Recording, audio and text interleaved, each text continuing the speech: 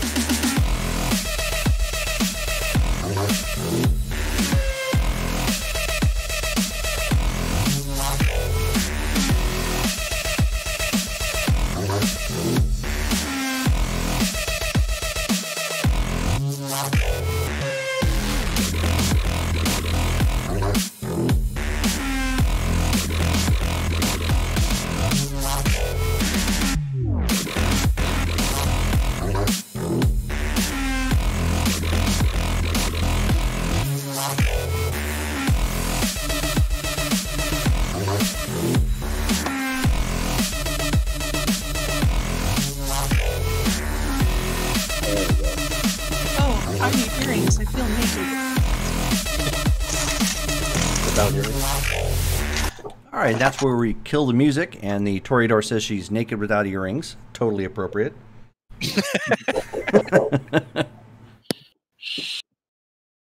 All right, so we are back for a brand new game of Ashland by Night.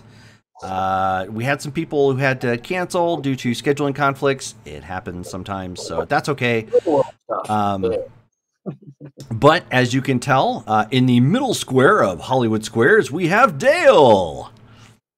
That's what it kind of feels like Dale. now that I have it like laid out. Like Dale's kind of right there, smack dab in the middle. It makes me think he's like that middle square from Hollywood Squares. If you ever watch that old game show, Yeah.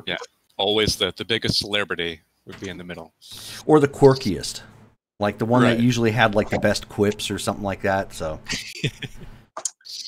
but yeah, so You know what your expectations are, Dale. There we go. I need to bring up the game so I can see the layout.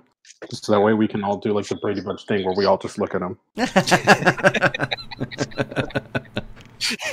That would be perfect. All right, so just to get caught back up, considering we had two special two-shot game that happened in the interim. So Portland has fallen. Portland is now in the control of the Sabbat. There were some damages to the city. There was a transformer. There was a transformer section that that was actually ruined and is causing brownouts in the city currently. So they're hastily working on getting that fixed. There's Transformers in Portland? Yes, More than meets the eye. Decepticons specifically. Roll out. They would be. Yep. And so then that fast forward to now, where we left off with the vampires of Ashland. Everybody was, damn it! I just dropped those nail filers again. Crap! Hold on a second. Got to break out my illithid toes here to pick that up. Ah, there we go. I've never seen an elephant's toes. That sounds like a little TMI to me. What? They're like They're just tentacly. What can I say? Yeah, I was going to ask, are those little tendrils? Like it could be like a Zamisi, and they're like, it's body malfunction manufacturing. Yeah, I know. Just rawr. There you go. So a week has passed from last where we left off with our vampire crew. Last we left off, everybody was trying to come to grips with the changes to the city. Hesperia has left kind of a hasty goodbye note. I'm, hitting the road and going to kind of find myself sort of thing. Unsure when she's going to be back. And that left some conversation as to who is going to be the next Baron and what they should do. So there was some discussion about Damaris being the Baron. There was some discussion about Sophie being the Baron, or trying to work some sort of tandem or whatnot. But it has been a week since that point. So the house is a little quieter tonight. Of the Joint Haven, the only one that is currently there right now is actually Remus and his manservant.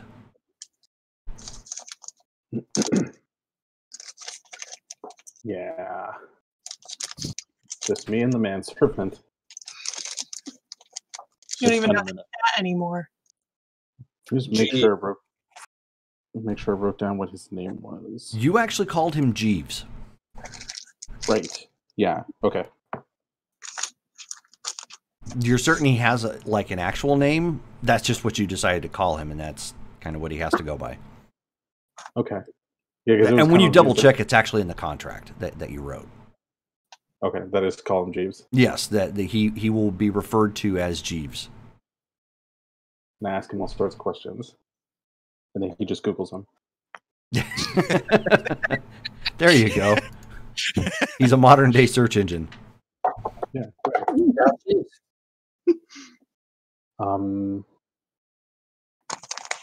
Yeah, I'm starting to feel like maybe I should get my own place, but that can always I can always figure that out when I'm a little less. Oh, so I should ask, who's in the driver's seat tonight? Remus.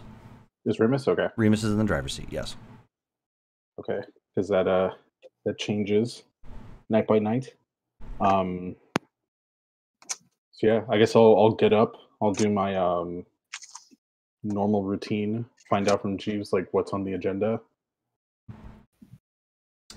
He tells you that the Tesla that you ordered is in.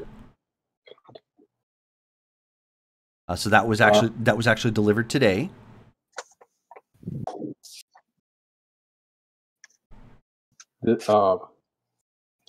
I don't have any points in drive. I don't know why my other half is buying. Okay. Trudy, Are you are asking out loud, like having that conversation, or? No. This is like this is. I mean, it's a valid question at this point. I mean, you could just be like just breaking it down for yourself, just like, I don't know how to drive. Why did he buy a car? Because Remus is just thinking like, I don't know how to drive. What do we need a car for? Sorry. Oh, nothing. No. Oh, okay. I'll ask Jeeves. Like, Jeeves, do you know how to drive? I assume so. Yeah. Of course, sir. I'm a rather safe driver. That's good to hear. It seems that despite my excitement in buying this new car, I don't actually know how to drive. I don't know if you'd be able to teach me, or. Oh, certainly, sir. That wouldn't be but for the money you were paying me, that would most certainly not be a problem. Okay, and also let me know if you like I don't. As you can probably tell, I'm very eccentric. Yes, yeah, I can tell. Yeah. So, sorry about that. First of all. It's quite all right. You wrote that into the contract, so I was aware when I signed it. Okay, I put in a weirdness clause. That's good. Yes, there was specifically one about your toes. Yeah. I need to go back over that and even see what I wrote down before I talk about that. lifted toes. I hope not. But Jeeves, if you ever reach a point where you're like, you would let me know if you felt like you were uncomfortable about something that I was asking you to do, right? Within reason, of course, sir. Okay. If I ever feel like different, and you don't want to bring that up, just wait and then bring it up with me when I feel more like this, more when you feel or seem more collected. When I seem more empathetic, we'll say. I think I understand what you're saying, and I will take that into consideration. Yeah, if I have to give you more money for whatever, like a weirdness tax or whatever, I don't know. I'll do it. I just don't want you to feel put out ever. Some of the items you have ordered have been eccentric, but there's nothing quite out of the ordinary. Freeze-dried dogs. Who said that? Jeeves, is there someone in the house? No.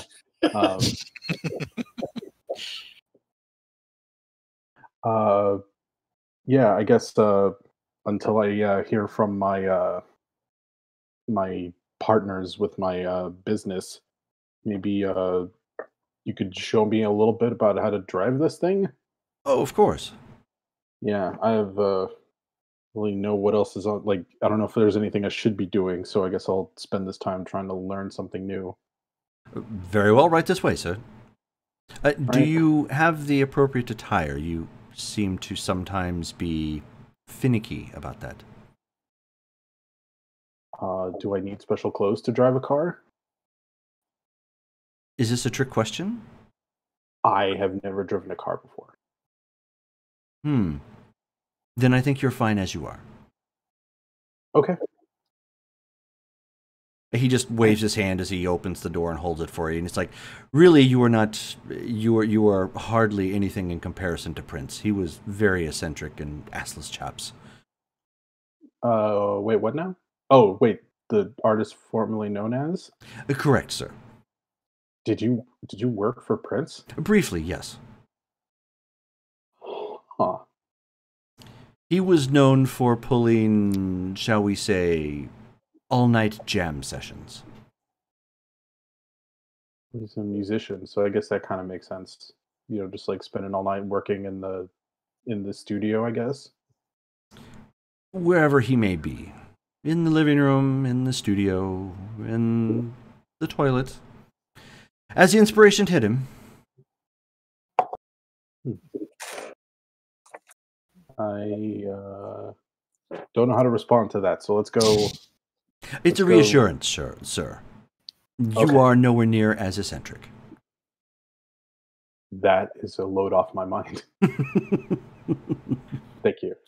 So he, opens the door for you and sits down.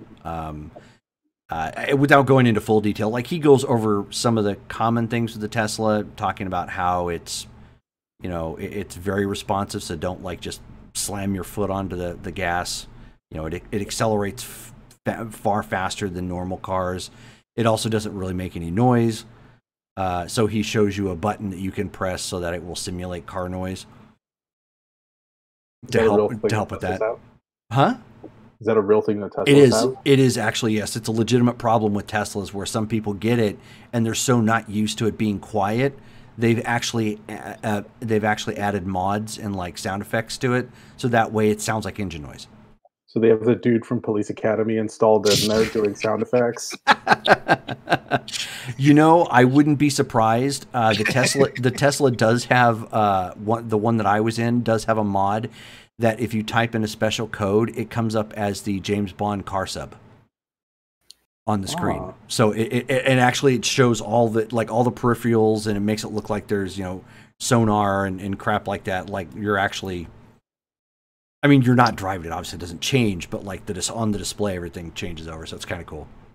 That's pretty cool. Okay. With that price tag. Yeah. Yeah. You would hope there's some Easter eggs in there someplace. Yeah, it's pretty much just like that big old cardboard box you'd play in as a kid, except it's in thousands of dollars. Several $100,000. Yeah. Cardboard box.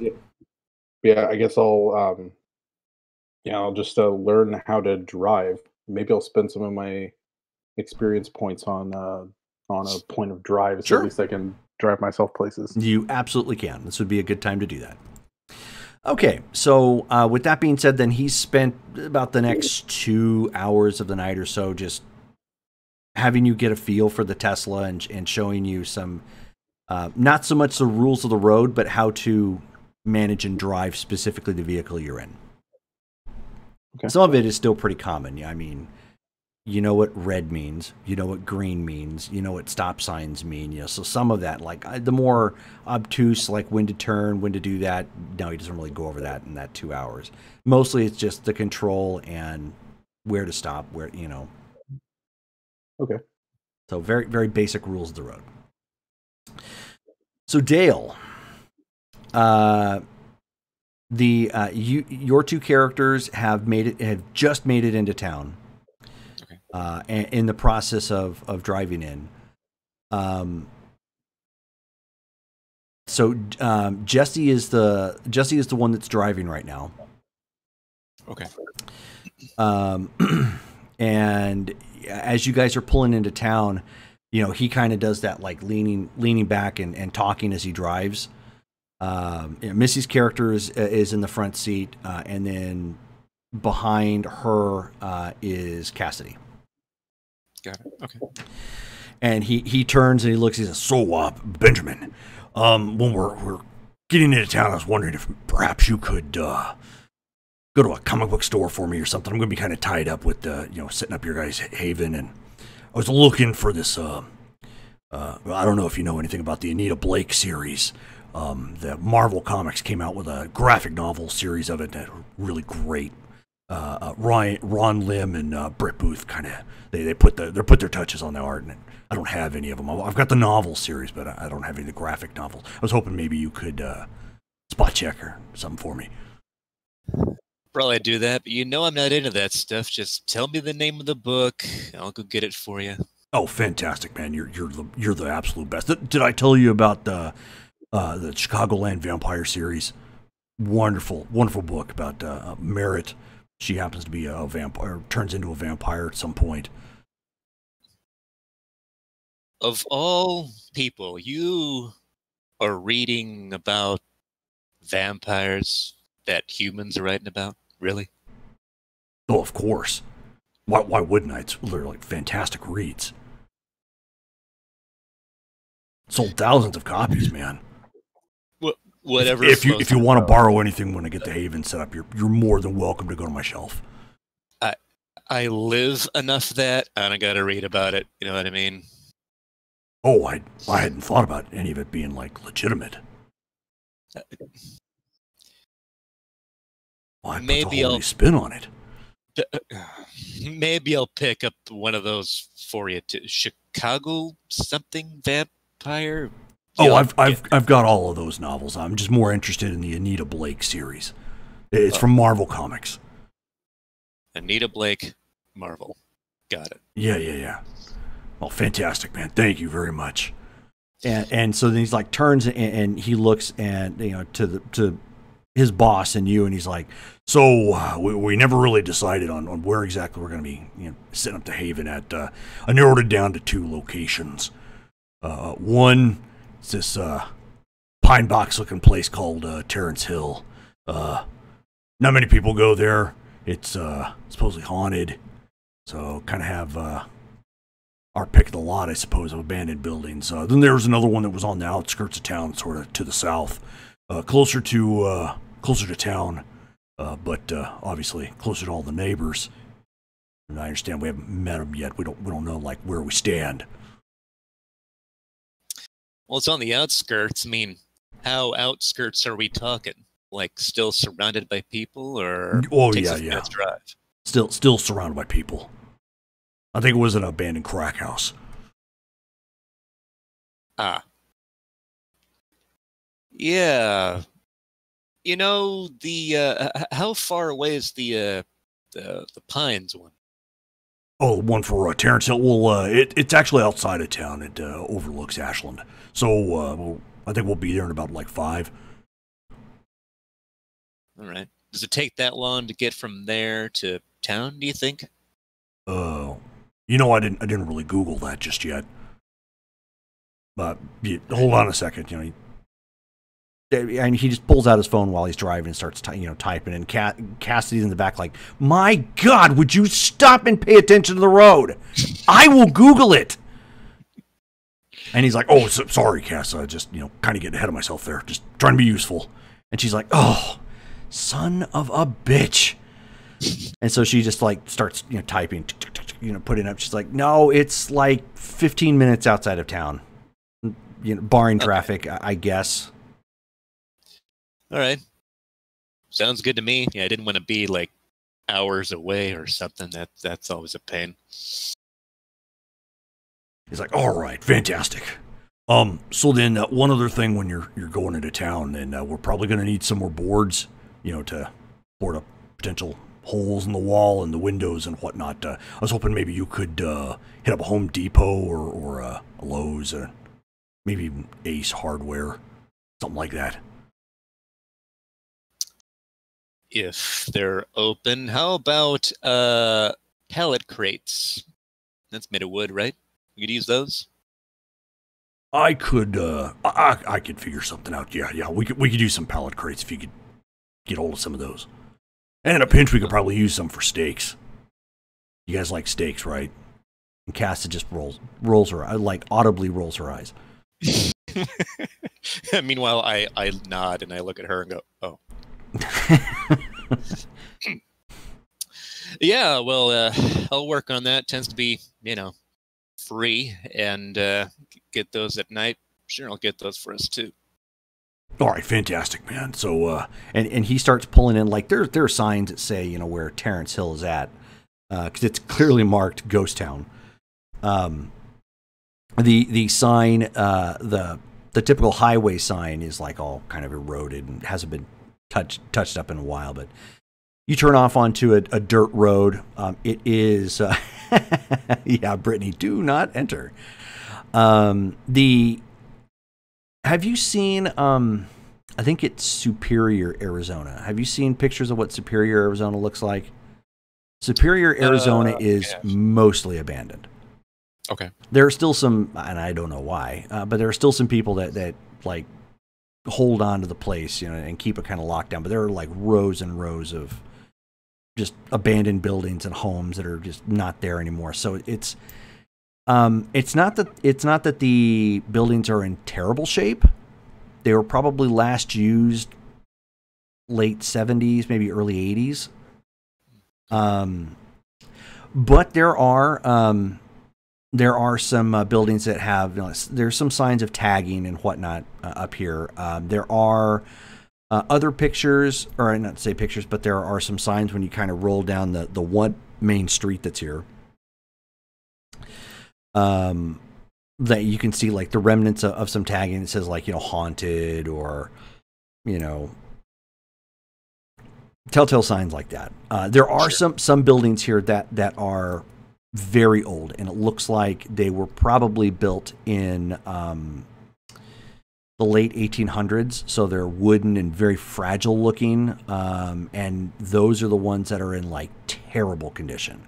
Most of them don't really have, you know, a roof much to speak of, but, you know, maybe they have like a window that's not broken, you know, but most of it's very dried out, splintered like wood.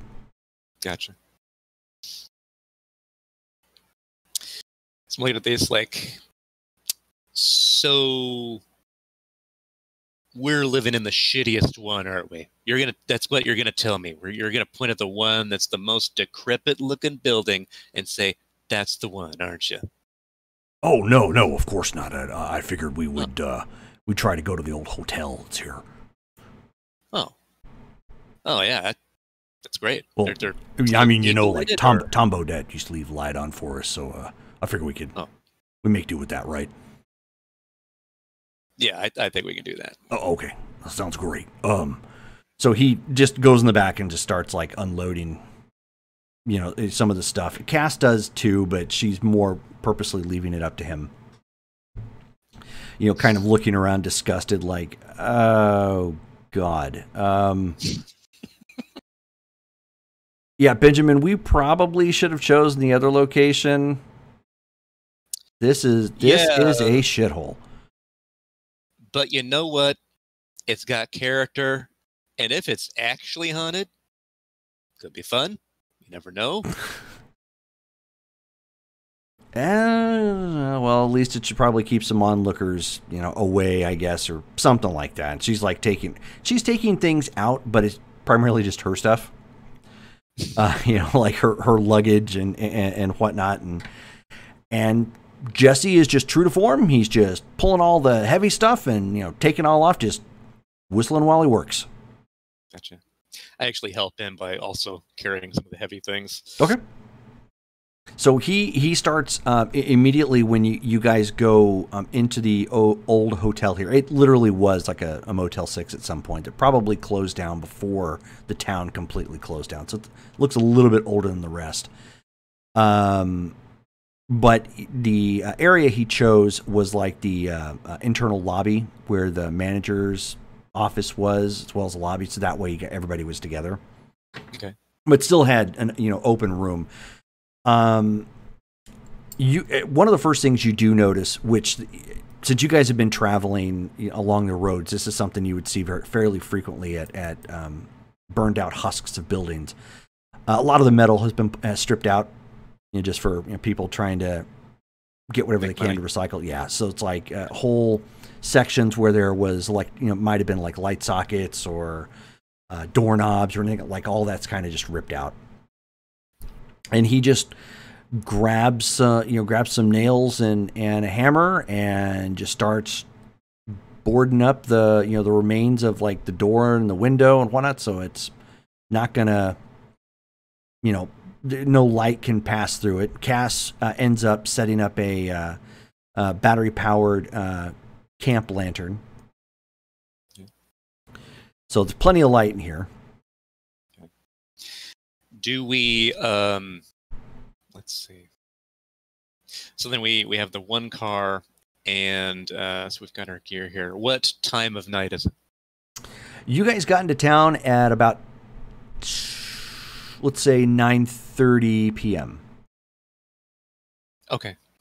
And would we have known anything about, like, would we have also known coming to Ashland that, like, Portland had been taken recently, or are we not aware of that yet? Good question. Probably not. Okay. Although you do know that the rumors are that there are Sabbat in the area. Ashland is the one bastion of the Anarchs. Like, and the one big prevailing rumor is to put no finest stamp on it. They marched down to Vegas and ate the Prince of Vegas to, in essence, say, "Leave us alone." Got it. So they have kind of done what many Anarchs have not done in quite some time, and so have earned themselves a stay of execution.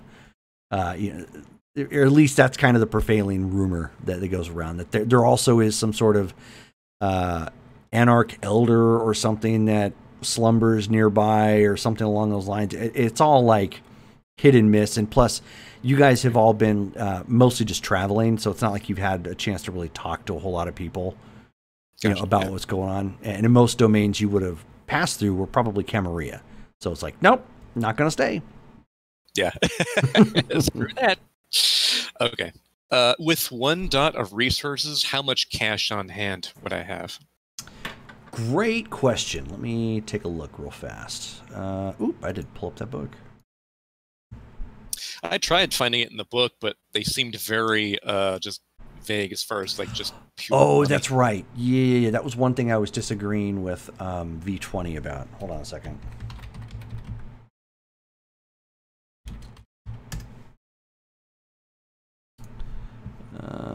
Because, I remember that. It's supposed to be, at least it had been anyways, a little bit of money.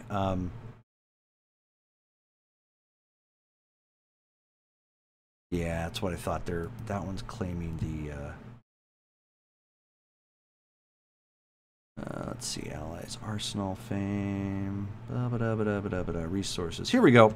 This is what I was looking for.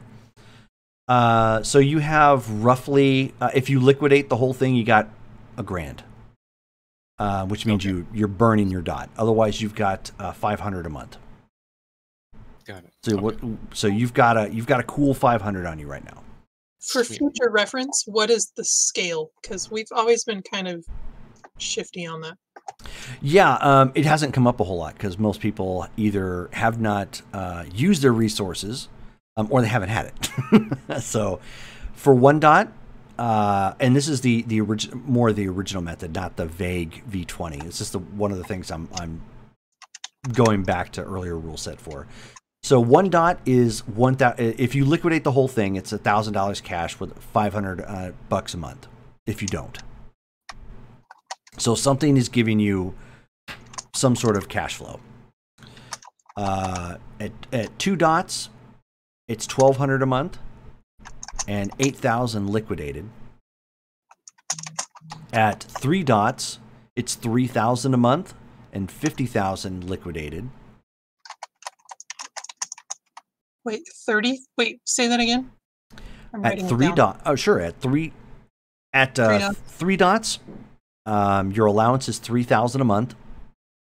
Liquidated, it's $50,000 cash. 50. Okay. 4 dots, 9,000 a month, and if liquidated, it's $500,000 in cash.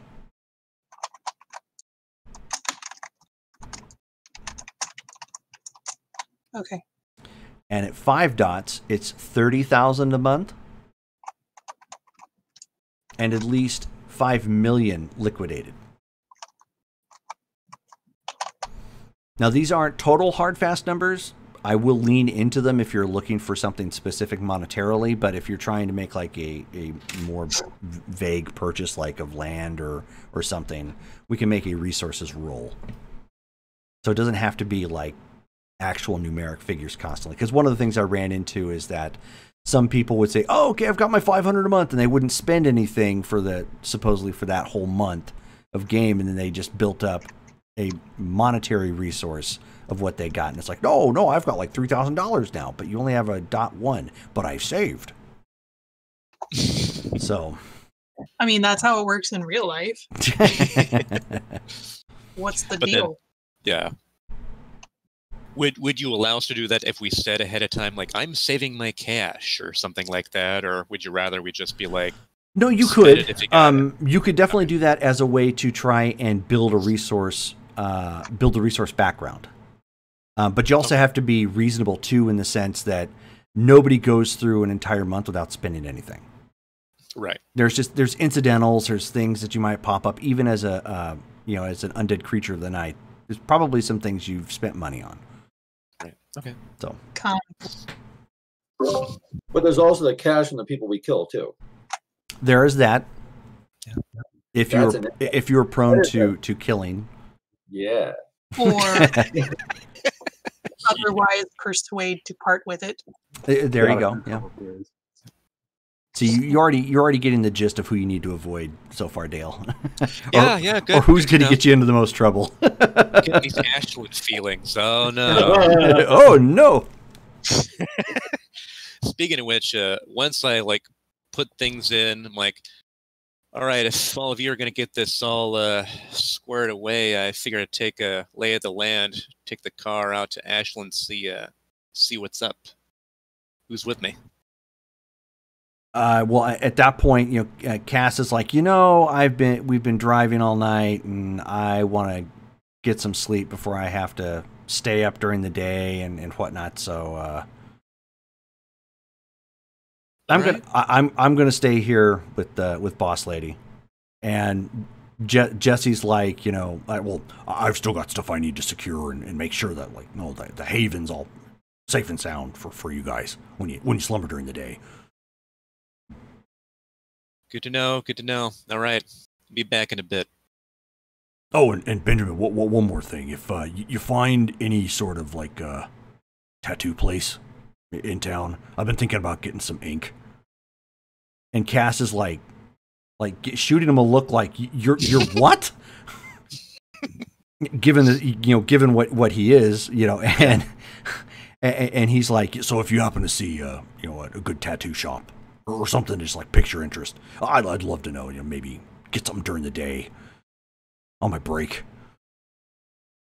Yeah, I'll look around for you. I'll see what I can find. All right, thanks, man. Much appreciated. All right. Yeah, get in, take off. How much gas do we have left in the car? You got half a tank. You guys filled up before you got here. Good. All right. Yeah, I drive into Ashland and see what I can see, what the lay of the land is like. Okay. Give me a wits and alertness check. Gotcha. Start yelling out the window, "Here, vampire!" Yeah. It works every time. Yeah. He just starts driving around town like Ace Ventura or something. Like a glove. Yeah. They're gonna be like anarchs. Should I assume difficulty 6? Yes. Okay, then I've got 2 successes. Okay. One of the positive tidbits that you heard about the city is that it does have one known Elysium. The rumor is that there's probably more than one by now. But the one that it seems to be making the rounds is an Italian restaurant called Enzio's. Okay. Have I gotten the vibe that it tends to be more Camarilla or Anarch or a mixture of those? Oh, it is absolutely not Camarilla. Got it. That was the one main confirmation that of the fight that happened in Vegas. It wasn't just leave us alone. It was like, you aren't welcome here. You will be murdered. Got it. Okay, cool. Sort of thing. Anarch only. Yes. Okay. Yeah, sure. Then I'll see if I can find Enzio's park and then take a look. Okay. Alrighty. And it's not terribly hard. You type it into, your phone and it directs you, appropriately. You notice that when you type it into your phone, however, it doesn't come up with the normal, like, female, like, Siri sort of voice, sort of thing. You hear this, when you come to the street, turn left. At 0.4 of a mile, turn right. Who activated Sean Connery on my damn phone? All right. I follow Sean Connery's instructions. Okay. Yeah, it's not a problem. It gets you right there, and the section of town that Enzio's is in, it's actually a downtown strip. So it has, on one side is kind of like open in a park and some trees and whatnot, well lit. There's always like decor here. Like they've done a great job of decorating downtown to really bring in the tourists. It definitely has like kind of a tourist traveler sort of vibe to it. And Enzio sits on a street that's actually clearly marked historic district, on some of the street signs, of like older shops, and there's like a bank at one corner sort of thing. So it has a real kind of, I don't want to say 80s quote unquote big town vibe like you would see in some of the John Hughes films or whatnot, but that's a good way of kind of looking at it. Like, it has a very homey look despite the fact that it's a pretty big city. Gotcha. Okay. All right. Yeah, park near Enzio's and head on in, see what it's like. Okay. So it's kind of hopping. There's a band currently playing in the background. Not terribly loud. They're just kind of playing instruments right now. There's people sitting on the outside. There's people sitting on the inside. It looks like they have a section that you can go upstairs, but that's currently roped off. The person sitting at the front door, sees that you come walking up. He's in very nice clothing, Italian-esque, because it's kind of going with the the vibe of the place. And he says, "Good evening, sir. How can I help you today? Table for one?" Well, just come into town. Heard that Enzio's is the place to be, and for now one, but maybe some later. Oh, well, very well. Would you prefer a table or the bar? The bar. Okay, so he right this way, and he walks in and shows you where exactly the bar is, because the bar isn't directly in front. You actually have to kind of go through the table section. It's closer to the back. Okay. But the inside of it, it looks very much like your 1920s speakeasy. Okay. So it's got kind of the brass railing that runs along the bar, marble countertop, old kind of glass with the filigree, paintings on it and whatnot. It gives off a kind of that, well, again, the roaring 20s / Italian vibe. Sure. And so he sets down a menu in front of you in case there was anything you need. And he says, the bartender can assist you with anything that you might need. Appreciate it.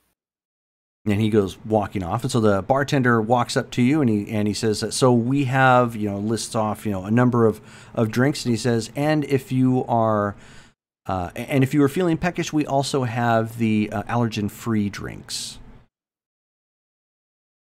Allergen-free. Sounds good. And I take the menu and I just, push it away from myself. Okay. And so he walks over to, go fulfill the order. He does, obviously there's nothing there on tap for it, but he goes walking off. They've got other people filling orders and other ones. So then, Sophie, You get a call. Is it the Ghostbusters? Huh? No, actually, your phone is all beep, beep, beep, beep, beep, beep. Oh no, not again. I can't escape. That was the running joke in the Vampire LARP. It was everybody had a Power Rangers phone. Well, I'm glad you're not just picking on me, because Sophie would definitely not choose that for her phone. Yeah, believe me, the Black Hand wasn't choosing that either, but still it rang. I will check my phone. Okay. It's a phone call from Anzio's. Hi. Is there something wrong? Oh, hi, ma'am. I wasn't able to get a hold of Damaris. I think there is someone here you might want to meet. He's ordered from the allergen-free menu. Okay. Just one person? So far, yes. I haven't seen anybody else. You haven't seen him before? No, he is completely new as far as I can tell. Does he look dangerous? I couldn't honestly say. He doesn't look threatening, if that helps. Okay, fair enough. Yes. All right. Thanks. I'll come by. Very well. We'll keep an eye on him in the meantime. Thank you. I'm gonna text the group and say Uh-oh. Obfuscate. We've got a new person in town who wants to come with me to Anzio's.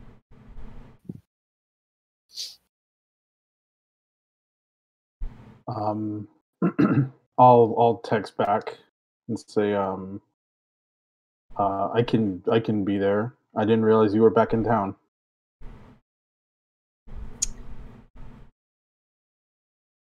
I'm going to text back and say, sorry, just got back last night. I'll tell you all about it later. And with that comment in the text, you can see that there are the 3 dots coming from Henry. We can expect him in about 5 minutes. Ooh, come on, hop down. Hold on a second. Hope is up here. Thank you. Okay. I'll ask Jeeves. I'll say, hey Jeeves.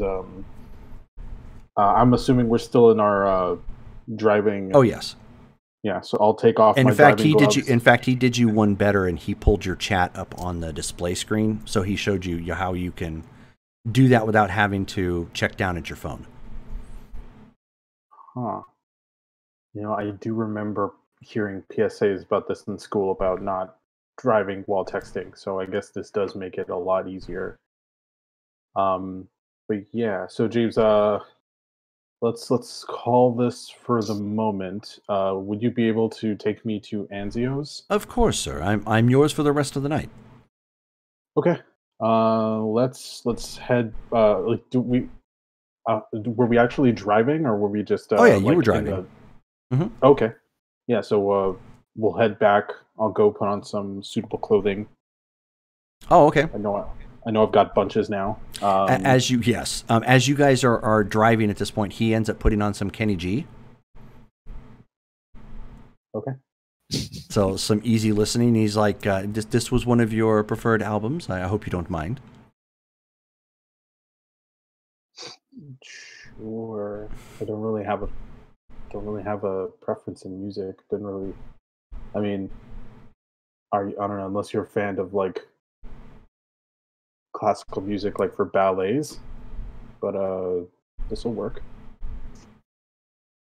No, very well. And so he takes you back to go get dressed and to, of course, go to Anzio's. Todd, since you were away, it was actually very appropriate. Sophie posted to the chat that there's somebody new in town, and she was checking to see if anybody wanted to come and meet him. So as of this point, Henry is still penning his reply.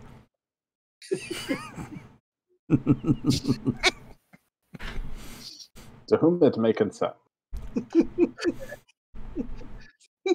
The last meeting of a new person in town that we met did not go well, and the person was I'm typing all this. The person when we met him was very adamant about his personality, and I wasn't quite comfortable with him, and I thought a lot about Diablerie. Is Diablerie on the table for this evening? Sophie texts back, all caps, no. Lots of exclamations. And a couple of extra O's. Yeah. I would message back. Maybe let's meet them and then decide if you want to eat them. With Hesperia out of town, I'm concerned about the cat and his presence within the haven and the sanctuary. I think one less feline at that house would be opportune, and I could take care of that for you on the way if you'd like. Are you messaging that to me? To everybody, yes. I'm gonna say, well, Sophie's back in town, so she can take her cat and bring it back to wherever she's at. Oh, that's right. It's Sophie's cat. I thought it was Hesperia's cat. I thought since Hesperia was gone, it would be opportune to dispose of the cat. But I apologize, Sophie. Yes, you should retrieve your cat. I'm on the way to the Anzios now. I'll text back and say the cat came back on his own. Thank you for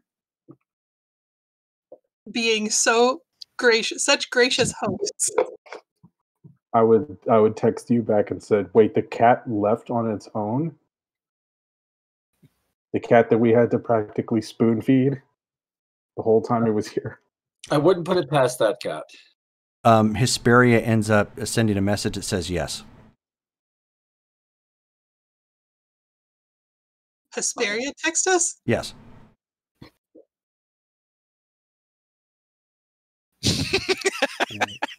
Our Lord Baroness.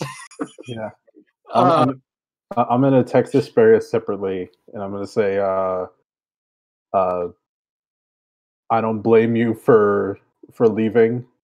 Please take care of yourself. Hopefully I'll see you again. And then the reply you get back is, I will make sure Auntie Hesperia gets this message. Oh, God! That! Oh, God. The cat has taken over Hesperia. Well, remember, Hesperia had left her phone there that at the house. Oh, I've forgotten about that. So the cat has Hesperia's phone. Yes. So not only did the cat leave the place and has somehow made its way homeward bound style back to Sophie's place, but it took Hesperia's phone. Yes. It must have a cat. It's got a cat backpack. I'm going to check my wallet. Did the cat take my wallet? No. Okay. I'm going to check my transactions. Is there like a weird, a huge purchase at PetSmart for catnip? Nope. Okay. Very good. Jerome, before I leave, I want to double check. It's been a week. I want to check with Zachary's progress, see how he's doing, and if he's progressed into larger projects. He has. So he's been making steady work along those lines. They did have a bit of a delay. Robert pulls you aside and he says, so there's been a complication, sir. Remember the freeze-dried dog that we got? Yes, I didn't know what to do with it. It came with some complications in the name of PETA. But it was mailed to us. It was not as an order that we placed. Right, and so I've been kind of dealing with that, and so I just want to let you know I've had to get like a lawyer involved. I'm on top of it, but there's, an animal rights violation that they're rather angry about as to why exactly we ordered freeze-dried dog. So, but to belabor the point. We did not order this dog. This dog was ordered for us and sent to us. You and I know this. But The invoice, however, doesn't read that way. And that's what I'm trying to debate with these guys. I don't want to bother you with it. I'm working on it. It's taking up some of my time. I apologize. No, make this shit go away. It's too much. I'm on it, boss. I'm on it. I signed up for some prepaid legal, so I have somebody kind of walk me through this a little bit. In the meantime, I've been just trying to give Zach some busy work. All right, this is too much. There's too many things going on in this damn city. It's No, I appreciate what you're doing. I was going to Zianzio's. There's a new person in town I must meet. All these new people. So you're going to. I will be. My phone will be with me. You may message me or call me. But I am going to go and meet up at the office. Oh, sure. All right. So then I'm back on the road. So. Okay, yeah, no problem. So I'm gonna just presumably Colin is home. I'll just tell him where I'm going and say hi to Walker and then head out. Okay. He gives you an update that obviously there's no update on Gemma right now. She's still asleep.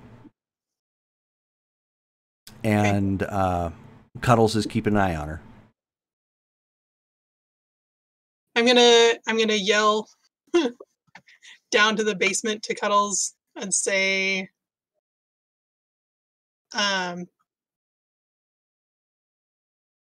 keep your phone manners.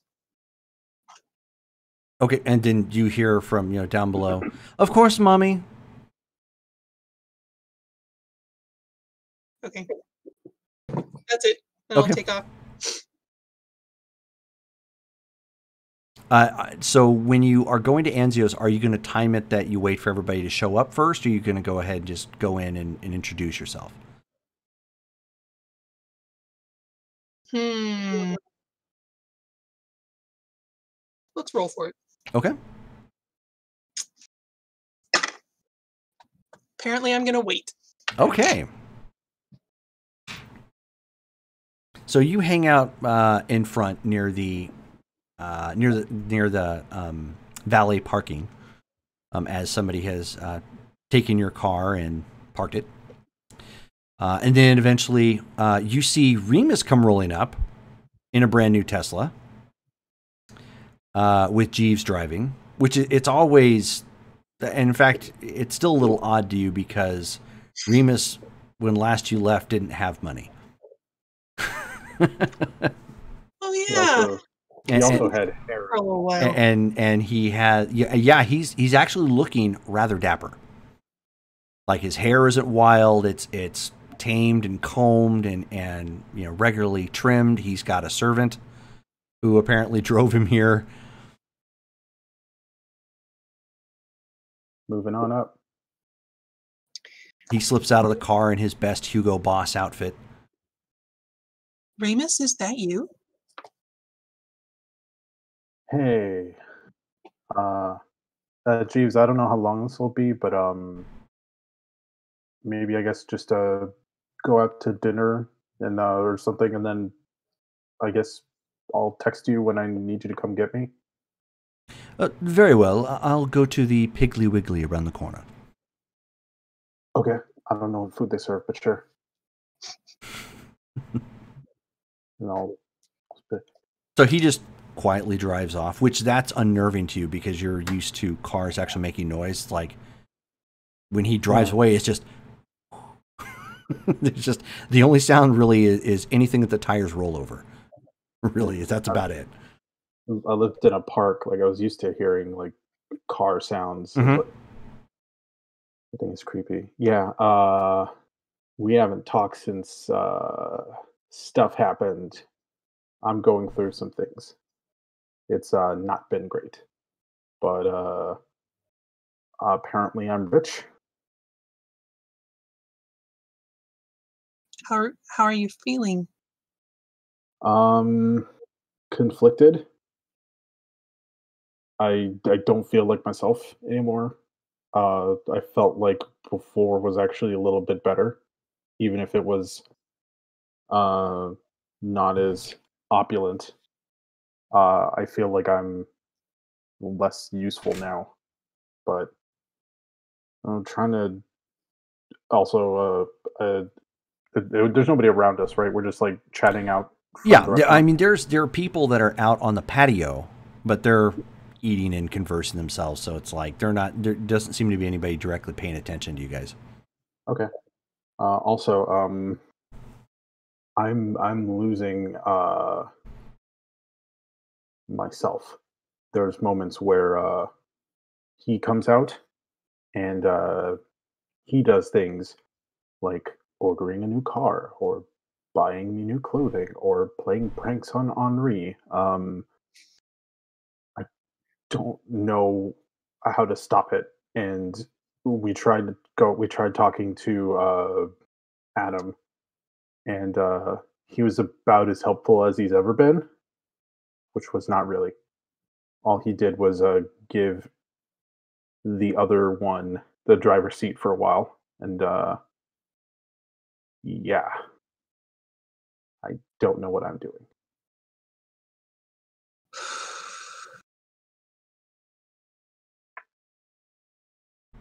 Well, to be honest, I heard about this from Cuddles. And Cat? yes, Okay, that, sounds crazy. You know that, like everything I'm saying, but to be like, yeah, no, the cat told me. oh, imagine how I felt when I got a text message in Portland that said, "Mommy, I got a phone. Can I keep it? It costs $90 a month." Uh, Try having that conversation with your spouse. yeah, I guess that's a good point. No, but I'm sorry you're going through this. It must be really scary, I'm sure. I'm gonna see if I can find out more about managing it. And I'll get back to you. Thanks. Well, I mean, we have bigger problems with Hesperia gone. We need somebody to call the shots, and I'm not mentally able to do it, and I don't have the experience to do it either. So I think it's got to be between you or Damaris. Well, um, When you say that, give me a willpower roll. oh, okay. Willpower. Okay, I've got 4 of them. Difficulty 6. 7. 7. Okay. 2 successes. 2 successes. Okay. So there's a part of you that you weren't comfortable saying that. The part where I felt. You're being a little too rough on yourself. Okay. It's the I mean, it's you the part where I could said, you could still say it. I mean, there wasn't anything preventing you, but there's a a thread in the back of your mind going, well, no, I could probably do it. Maybe not right now. Maybe I need to square away some things, so maybe it's accurate for the time being, but not in the future. I could probably pull it off in the future. I could do it. Just give me a little bit. Yeah. Yeah. Okay. No. Maybe not now, Yeah. but with some prep. Yeah. In fact, maybe I'll alter what I say. Is that, well, maybe now's not a good time for me to even ask that kind of question. But if of the options, I think you're kind of our best option. I mean, you do kind of run off and go and do stuff, and we don't really know where you go. But like, you're more human than the rest of us. That's why I think I'd prefer it if you were in charge. But there was even talk of maybe like you and Damaris, like 2 barons working together. That might be good. But And right there's a squelch of tires as you see Henri coming to an abrupt stop in the van, just like hitting the brake just a bit too hard. Which, Now of whenever course, I think causes about- the valet to kind of like jump, like they're like, "Whoa, crap," sort of thing. And he just jumps out like it's no big deal because he spots you guys. How close to the dog van from Dumb and Dumber is like the van that Henri drives? Oh no, it's nothing like that. No. Okay. If Mine's it, more like a creepy pedophile van. It's like yeah, yeah. It Does just it have candy on the side? it's got blank sides and everything. It's an old Dodge Caravan. It's like, well, hold on, I got. Yeah. It's got the tear stained mattress in the back. Yeah, it's a Dodge B200 camper van. It's actually Robert's van. That thing sure is an eyesore. It says a lot about you and your business.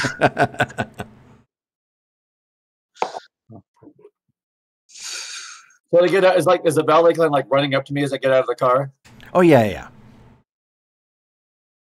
I'm like, oh yes, do something with this. So he takes that and hands you a ticket. Thank you. Right away, sir. Merci. I walk up and I'm like, oh, Remus and Sophie, enchanté, to see you. I go up to kiss Sophie's hand. Hi, Henri. It's nice to be back. It's nice to see the town didn't get burned down while I was gone. I hold my hand out expectantly for Henri to kiss it. I grab the hand side, just flip it over, and shake the hand to you, and then like, and I do come in and give you a kiss on both cheeks. I'm like, okay, I shall not leave you out. Face for the died is Marcel, by the way. Okay. And I'm like, Sophie, was it Sophie with Henri the last time we met the guy here? No, that was Trudy. Yeah, it was Trudy. Okay. So I'm just like, Sophie doesn't know about him. Who is this person that you met last time? I came with Trudy, and the face I chose was not very well, so I chose this new face for this evening. He was a former. He was an ex-priest, and he was trying to not priest. I don't know, prince. Prince. And wait, was he a priest or a prince? That seems kind of important. No, he was a prince. He was ex-prince. But he was trying to assert authority while not asserting authority at the same time. And Trudy was very clear to him that he was not welcome here within our city if he's going to be acting in the manner that he was. I don't know. I stepped away. He was. What happened to him? Did he? Go ahead. Oh. I don't remember. It's. I think he. So you haven't seen him again? He was here on some business, and I think Trudy said she was going to have people following him, but I don't know what the end result of that is. But that's what's kind of that's what kind of made us have to go into finding a new leader mode, is because he was kind of while he was kind of a dick, he was at least like, well, maybe you guys need to have some like leadership or so. Essentially, he made it kind of sound like, well, how am I supposed to know if you guys don't make this stuff obvious? And I don't know how to do that. And so that's kind of why we've been trying to figure out, all right, well, who's got to take over, the running the place. In the same evening that this shithead comes to town, trying to stomp around and stir things up, we have no leadership at the same time. So it was, So who is your leader? We're like, oh shit, we don't have one. It's like, so it was just, I don't know. It was not a comfortable situation. That's why with this new one coming to town, it's like I will speak as little as possible, because I don't know what kind of piss out more butt to meet this time. I don't know what the man's is it a woman or a man? What do we know about? It's a man. All I know is it's a man, and he ordered off the special list, and he does not seem threatening. What's the That's all I know. special? The allergen free list. What does that mean? He's one of Right. us? It's it. It's He's either one of us or he got a mighty big surprise. Yeah, Winning. maybe we so I don't the know. What the hell is this? Maybe. So the allergen-free drinks that's just our code for Yes. maybe we need something a little more because like what if someone's just allergic to a lot of stuff and they just think we're being really inclusive? You know, I've never run a restaurant. what in the hell? Yeah.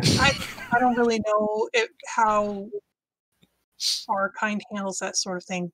See, this is why we need a strong leader, somebody who can set up these rules, and we can also figure out what drinks to put on the drink menu, so we know, like ask for like a super Bloody Mary or something. Like no, because people still might order that. See, I need time. Yeah, I still don't even know how people know where to come. I don't know. I'm just a kid. I used to be homeless.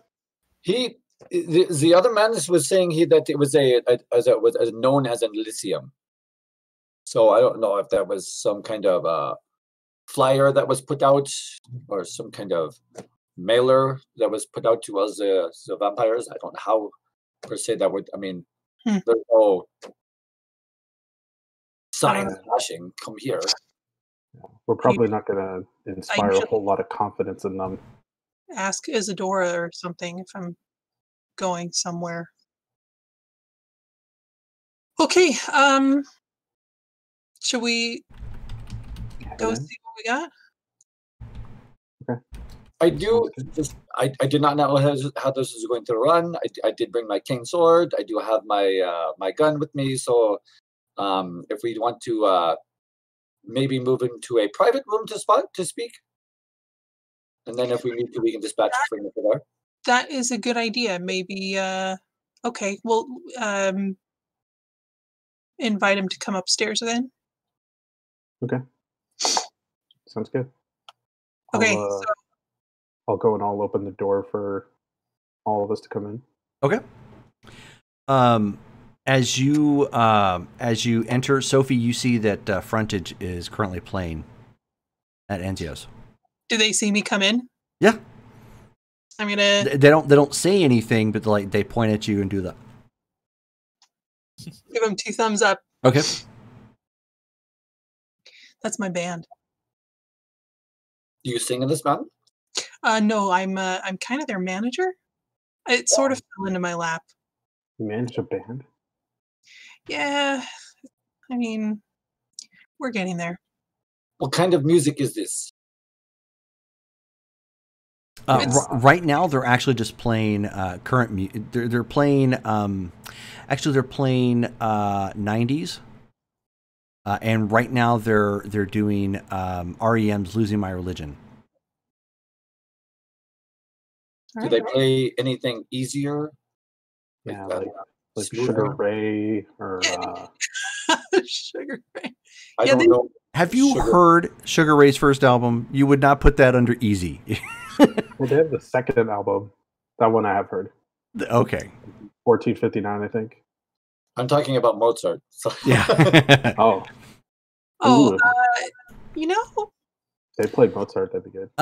But Dale, your drink does come in, and it is blood. we Okay. haven't really explored the classic edge. That might be something to try. Anyway, so we get to the front, and I'm gonna ask the server for the upstairs room. Okay. And what's the name of the guy that I talked to? The manager guy? I forgot. Oops. Hold on one second. It's like Quit that. Ernesto or something. No, it is not Ernesto. Ernesto. No, close. If you're thinking Latin, it's Hector. Ah, Hector, Ernesto. That's pretty much the same, right? Okay, Hector, Ernesto, Juan, it's all the same thing. This is an Italian restaurant. That's not what I was saying. Okay. Hey, Game Tease, how's it going? Thanks for stopping by, dude. Hey, welcome. So I'll ask Hector to point out the guy. Yeah, so he just points to a guy sitting by himself at the bar. Probably just like watching the band, you know, whatnot. You know, I'm gonna read his aura. I remember how to do Get that. my aura read.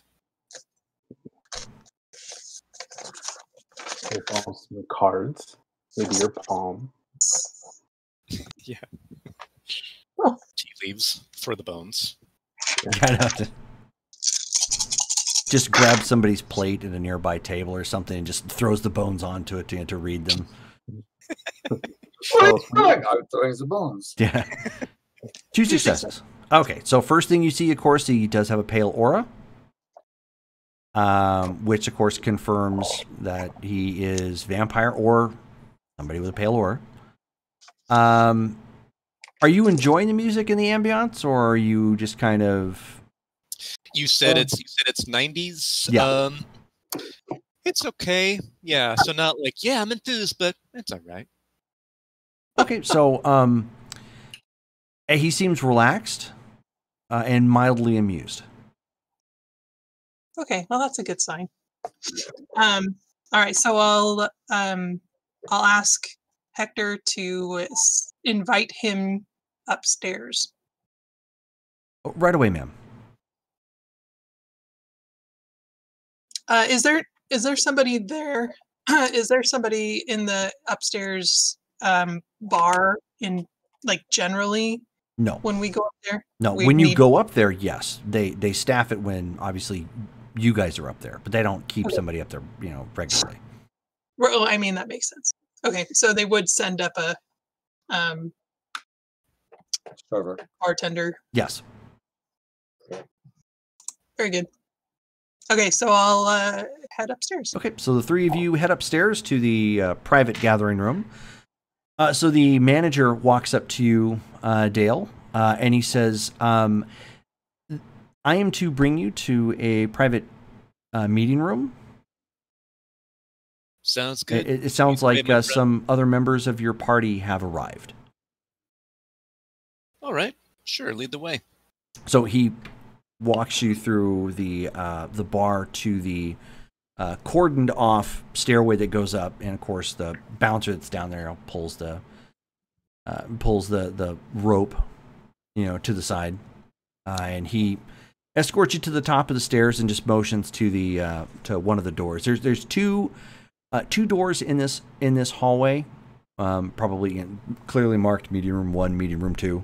They're just, you know, adjacent to one another, and he just motions to meeting room 1. Okay. All right. Then Over. with that, he goes back. He goes back downstairs to tend to, you know, whatever. Gotcha. All right. Yeah, I open the door. Okay. Walk on in. Take a look. So, would the three of you like to describe your characters? Who goes first? John, can you describe the room like north, south, east, west? What door did he just come in?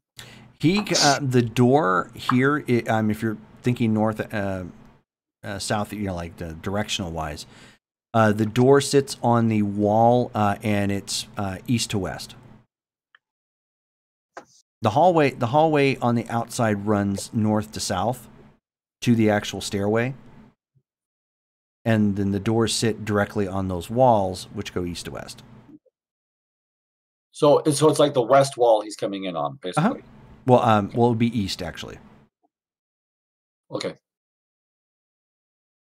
And there are a couple tables in here. Again, it still carries the same motif as below, you know, as a speakeasy and whatnot. And actually, shortly after you walk in, another person comes up from another adjoining door. Looks like probably, you know, a server of some kind, and he has got his towel and starts rubbing down the counter up here and is manning it as a bartender.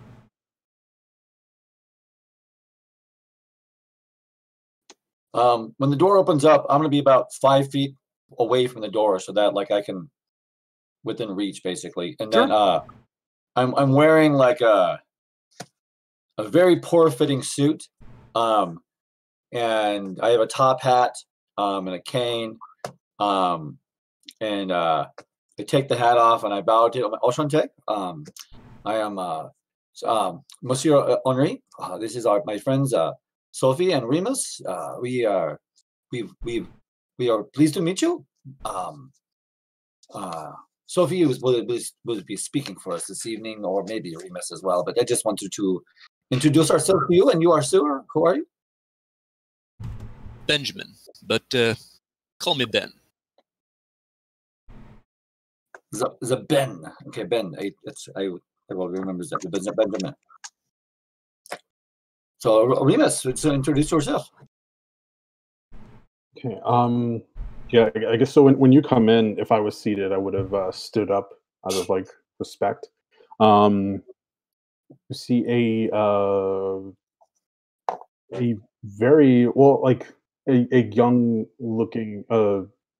He looks about like 18 or 19, but like he has like thick, like dark black hair that's like cut very short on the sides, but it's like slicked back. He's wearing essentially like a very expensive looking clothes. I don't know if it's a suit, probably a suit. If I knew I was coming to Anzio's, because this is a fancy place, right? Upper end, yeah. Okay, yeah. So I'm dressed appropriately, but like in terms of like his physique, he's very sort of he's got like a dancer's body, like very like thin, but like solidly like when he walks around, it feels very balanced. But and yeah, permanent fangs at this point. Oh yeah, I got the. Okay. Forget about those. I forgot about those too. The SD didn't. How do I never forgets? This is why I needed a butler. It's because like now I can't go anywhere without like. And I'm in my late 30s too. I'm a very nondescript looking Frenchman. Gotcha. Okay. Sophie looks to be in her late 20s. She is very beautiful. Long, like dark brown hair, green eyes, red lipstick. She's wearing like a pencil skirt and a blouse that's kind of low in the back. Just like kind of sexy, but really classy. And very tall shoes. Stilettos shoes. Okay. Gotcha. Not like platform shoes. With a fish swimming in the heel. All right, and my guy Benjamin, he about 6 foot tall, Caucasian dude, square jaw, 5 o'clock shadow, decent looking guy. Looks like he's built for taking or giving a beating, and he's not fancy or anything. I'm probably like the weirdest dressed one, but it's super simple, just like a dark form-fit T-shirt, blue jeans. And you see me, holding a glass of red liquid. Welcome, Ben. I'm Sophie. I see you've already helped yourself to some dinner, but the bar is open as well if you should require more. Appreciate it. Are you passing through town, or do you think you'll be staying for a while? Well, pretty sure we're going to be here for a bit, especially what with hearing got some Sabat issues in the area here. Who is we? There's me, and there's a few others. Tremere. We haven't gotten Missy's character's name yet, so blah. Okay. Blah. And a couple of her servants. Okay. I should warn you, I'm not sure if you heard, but this is not a Camarilla friendly city. And neither are we. Interesting. Well, you're welcome to make yourselves at home if you keep the peace and stay under the radar. We keep the masquerade here as much as possible. So, welcome. Oh, thanks for having me. Appreciate the hospitality. Say, there's apparently, I hear, a comic book store around here. There's like this, I don't know. You know if it's possible that they're open at night for folks like us? Jerome, would I have known about a comic book store? I'm sure Doug knows about a comic book store. Quite possibly. Doug definitely would know. Yeah, Robert might know. I don't know if Remus has ever. The homeless tend not to frequent comic book stores, so yeah. Oh, I wasn't always homeless. I had a No. home. Yeah. I'm sure we have one around here. Let me ask. If you'll excuse me a moment. Have a seat. Make yourself comfortable. Appreciate it. And I'll text Doug and ask him what are the hours at the comic, or how late is the comic book store open? Okay. He fires a text back and he says, All American Comics is open until 11 p.m. Thanks, Doug. And I'll and then he sends a text, Are you getting into Magic the Gathering? Magic the what? Magic the Gathering? It's a collectible card. it's a collectible card game.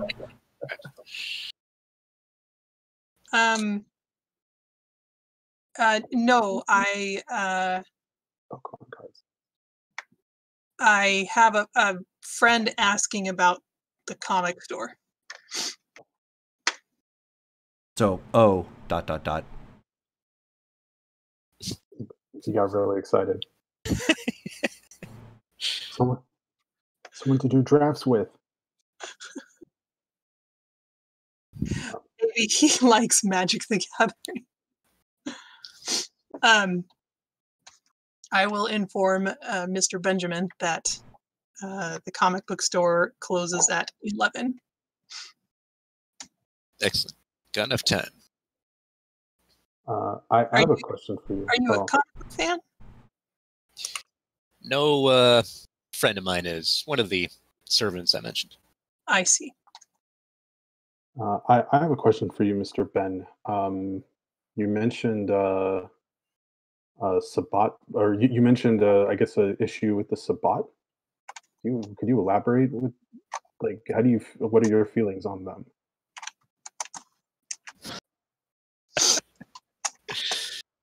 My feelings on them. Yeah, well, I would think everyone would have the same feelings, that they're scum, should all be destroyed. But maybe that's just me. I don't know. Hopefully this is a friendly town. I've not had any good dealings with them personally myself. It's just yeah, it's good to know, I guess, that you feel that way.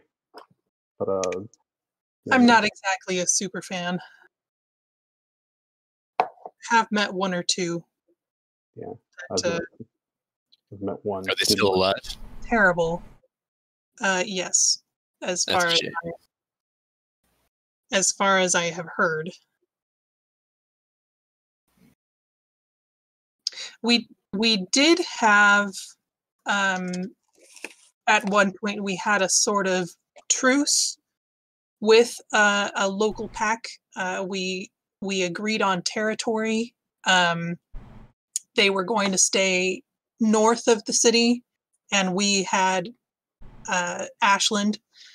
But they, as far as I know, they all were killed in some trouble that we had back a little while ago with some hunters, you could say. So I think at this point the closest Sabbat we have are in Portland. Is that a Sabbat city now? Yeah. Shit. This is a All right. very recent development. How recent? About a week. Oh, like human recent. Okay, got it. Yeah. Any others you know about? Here, no. All right. Am I Well, forgetting? Well, if there was are the- any, and in fact, if you could all do me a favor, if you ever hear of someone calling themselves Jefferson, let me know. So how do we get a hold of you, Mr. Benjamin? Go ahead and give out my my phone number for my phone. Okay. I'll go ahead and give him my business card. Okay. As you guys are starting to exchange numbers and whatnot, the bartender, of course, flags everybody and asks, if you need like glasses refilled or or basically any needs tended for food, and you can hear some spiked heels walking up the stairway from outside. Company?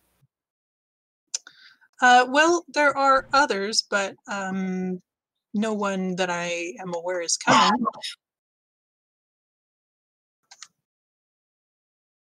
If it's trouble, they would have notified us that trouble was coming. I would assume that it's someone that is friendly. Yeah, all right. You go ahead and assume. I put down my drink and I stand and make sure I'm facing the door. Okay. So the door comes open. Standing at the doorway, she's about 5'9", maybe 5'10" ish.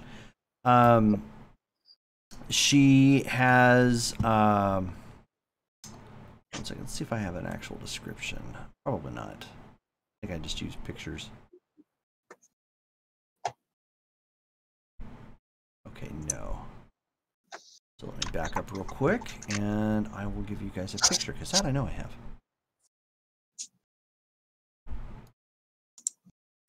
Okay, that's not there. Right here.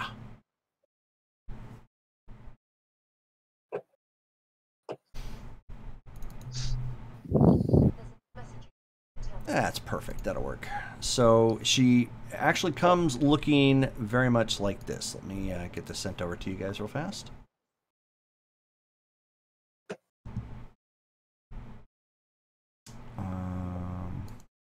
Is this going to be in the vampire chat? Yeah, it's going to be in the vampire chat, yes. So I'm going to need to add Dale to that. Hold on 1 second. That would have spoiled the surprise.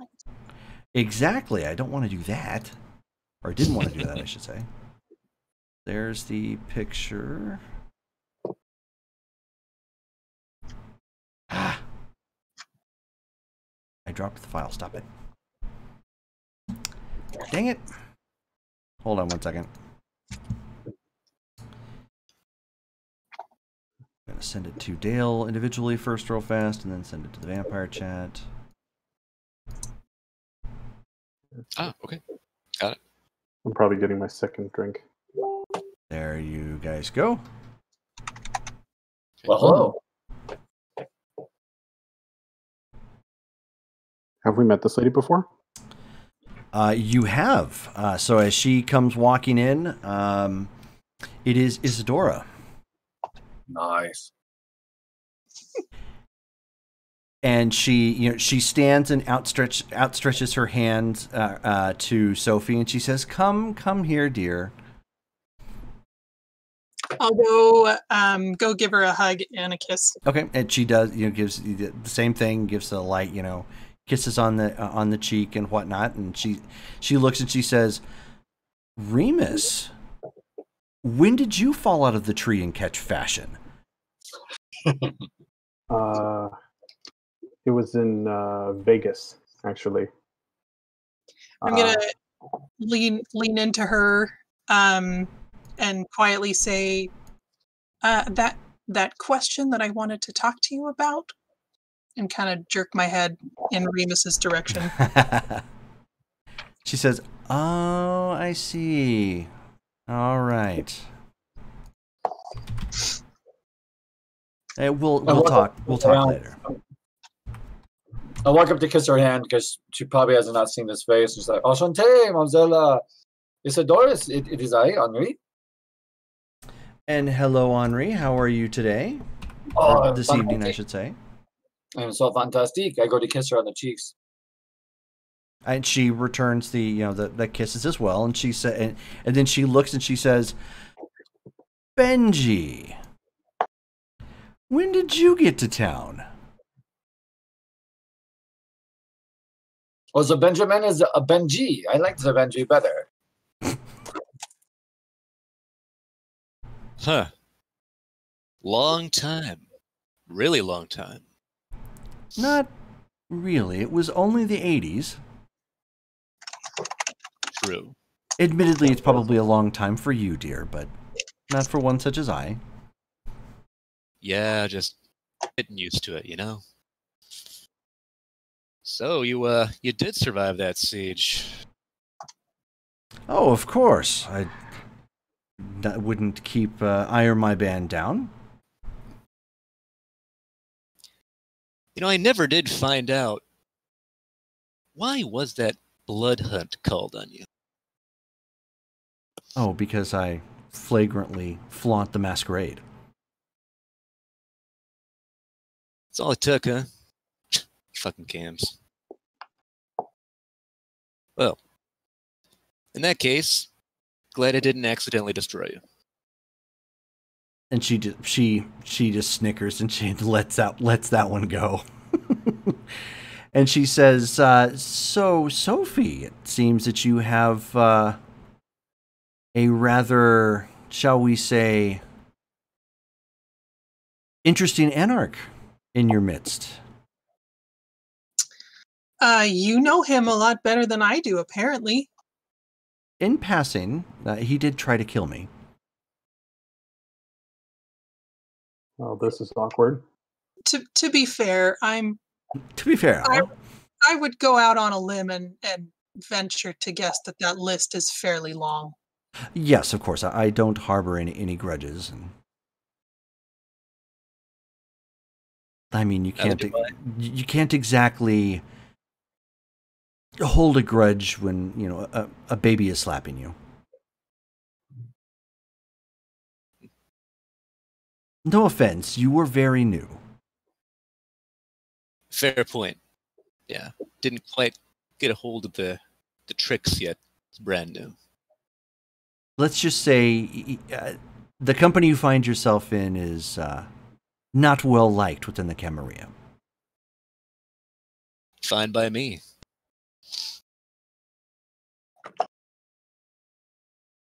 So, what does bring you here? Art, of course. You still with the band? Yes, we are still recording. Not bad. How do you keep that going? Being alive for several extra decades. Rumors and innuendo. And of course, I'm a known vampire. I'm not supposed to age. Gotta hand it to you. Pretty fucking clever.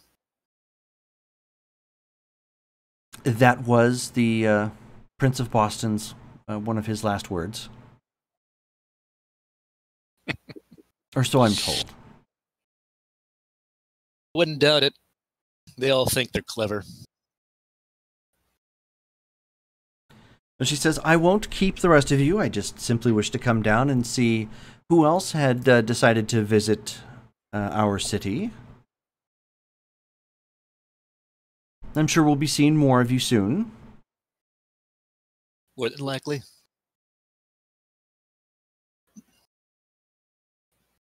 So, anything else happening in this area other than the Sabat infestation?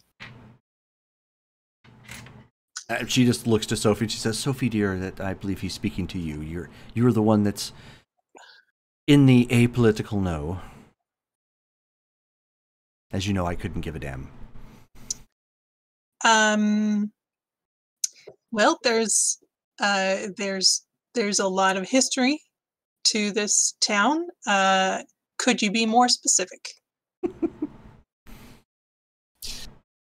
Well, I get Portland's taken.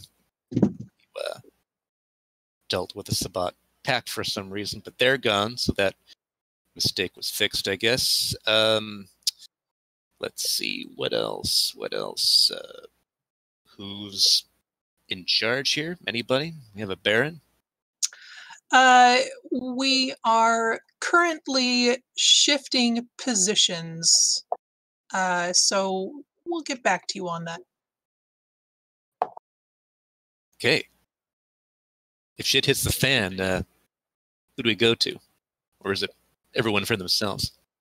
Oh no, it's kind of all for one and one for all. If you're amenable. And Isadora, as she's saying, starts coughing. She says, Giovanni. Oh, we hardly see them these days. We do have a heavy Giovanni contingency here. We also have the raving werewolves. The raving The Werewolf Dance Club. that is true, but okay. The ones our dear Remus is referring to are actually friendly. They run a nightclub downtown. The puppy fuckers. That is their words, not ours. I don't think I know that story.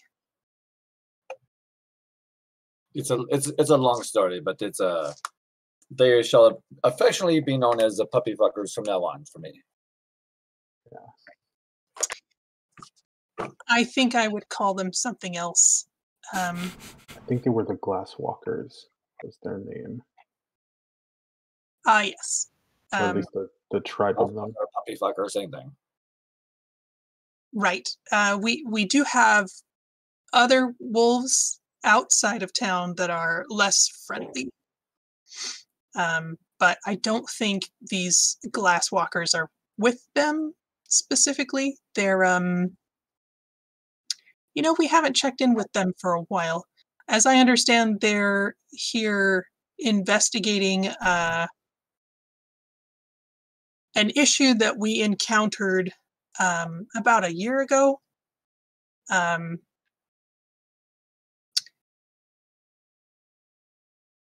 Fellow by the name of Hate. Hate, like the feeling? Hate? Hate with a GH.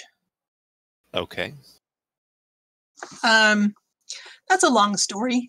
In any case, I'm not sure where things stand with that. So perhaps I'll get back to you on that as well.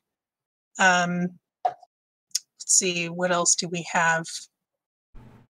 The Giovanni, the wolves, the NoCam. Specifically, I guess, I mean, we don't currently have a Baron, but we do currently have a, what would you call him, Remus? Nightmare. I hesitate to say owner. He's an anarch grandsire. I don't know. The head of the city, technically speaking, is an elder whose direction we take when he deigns to give it. Goes by the name of Adam. He's kind of our patriarch, I guess, is the word we could use. He's mostly hands off, but he set down a few rules. One of which being the no cam. Speaking of which, beyond no cam, I mean, for me, given, what are the rest of the rules? We are forbidden to call ourselves kindred. The term he prefers is Cainite, which I'm not super fond of either, but there's that. I like it because it makes Camarilla makes their eyebrows shoot up their head when you say Canaanite. I kind of like. Isadora is just like, it's what we are. Well, Yeah. What else has he said? were his other rules. That night was quite rushed.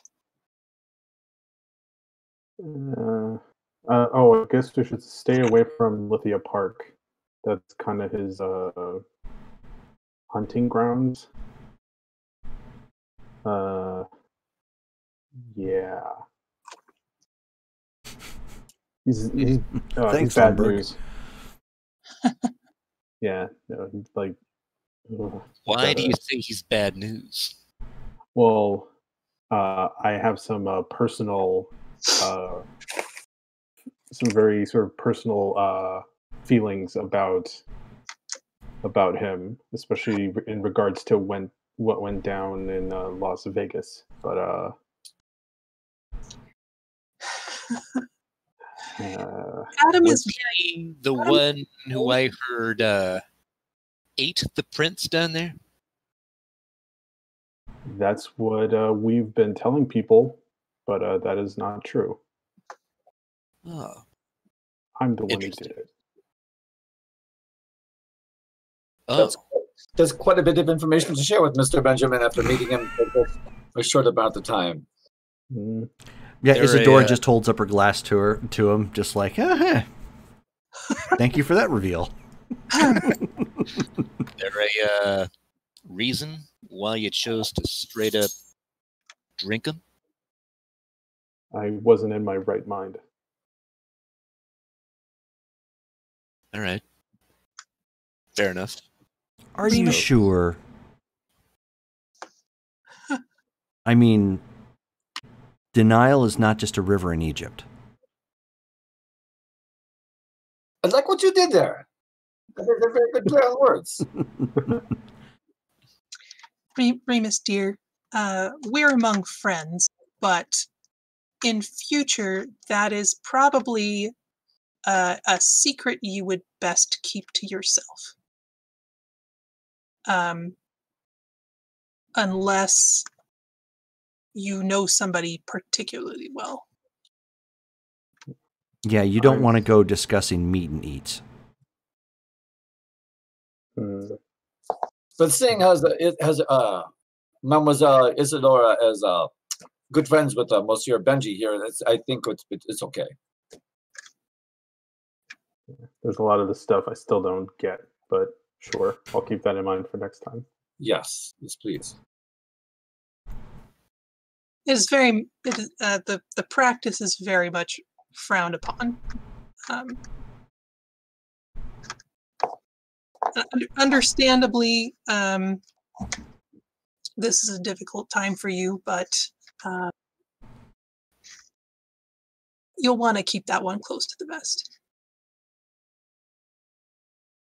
Yeah, maybe I'll pick up those kinds of things as I get older. Just at the moment, it just kind of doesn't seem like it matters that much. But what matter? It damages you over time, and it makes you want to do it more. Let's make sure you don't do it again. I will definitely try not to. It has not been fun. Back to Adam, I would venture to say that he sort of took young Remus under his wing so to speak, and he's not an especially gentle teacher. He's a little difficult to get along with. So she looks at Remus and she says, "Oh, tough love." Yeah. You know, like where the lion like pushes the cubs down a cliff and they have to climb their way out. Like, yeah, that kind of thing. You didn't make it back to the nest. Do you ever play Tekken? Dear, do I look like I have played Tekken? I mean, Is that the game with the badminton? nah. It would take too long to explain. Not quite. I'll tell you guys about it later. Yeah. I was born several generations before the person who created Tekken. So no. It's not in my wheelhouse, dear. Doesn't mean you haven't been to an arcade. Oh, I've been to an arcade. Oh. That doesn't mean I played that. I will admit that stupid Dance Dance Revolution, rather catchy. It's fun, right? It's music, and it allows me to sort of dance, and it's tempting at times. Is this something I need to look up? Is the arcade? You know, is that Dance Revolution? And is it Tekken? Oh, absolutely. All right. I will send myself it's a text. Okay. Dance Revolution. Excuse me. I will make sure you go to the Dance Revolution and look up. And it's all French too, so it's like Dance Revolution. Look up the Tekken at the arcade. Ask Robert to have him take you. Henri, Yes. you might call Doug. I think he's a big fan of the arcade. I'm sure he would love to go with you. Okay. I do not have Monsieur Doug's phone number in my cell phone. So if I'll text it to you. okay. Is Doug someone I should know? He's a friend of mine. All right. He is a helper. He knows of our kind. Gotcha. Another point about Adam that you should probably know is his diet is such that makes us a little uncomfortable. Does he eat and drink? No. Okay. He eats. Is it uncomfortable? He likes to eat the 13th gen. He is very old. And humans no longer provide sufficient nourishment for him. My understanding, that's really goddamn old. Like, we go from old to fucking old. And she looks at Remus and she says, "And that right there is science, dear." Yes, he's actually old. He is that old. He wears a kilt. Also, if you ever see him, that's a good way to. He's covered in dirt usually, and there's a kilt. All right. He's old enough that he doesn't care about fashion to any degree. Or he doesn't do well in cars either. Doesn't do well? Like just chooses not to, or he can't? Remus, how would you describe that? He can when. I mean, we drove down to Vegas together. I mean, he can handle a vehicle. It's just that they're mystifying to sleep at that during that drive. I mean, yeah. It's not that It's best if you don't meet him, but he's kind of our ace in the hole, I guess. As far Best as if you don't meet him, but you take his orders. And he eats our kind. Doesn't quite eat our kind. He does the same way that we feed upon the humans. He will feed upon our kind. So we just make sure that he has lower generation vampires to feed upon.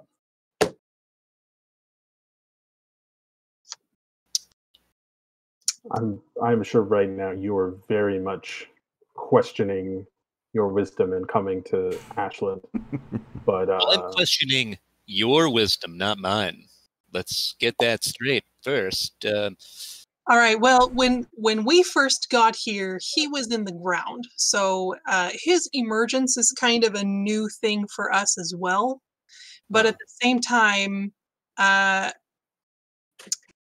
this feud that we had with Vegas, it was insurgents or fight back, and against a prince of that level, Adam was kind of our best weapon.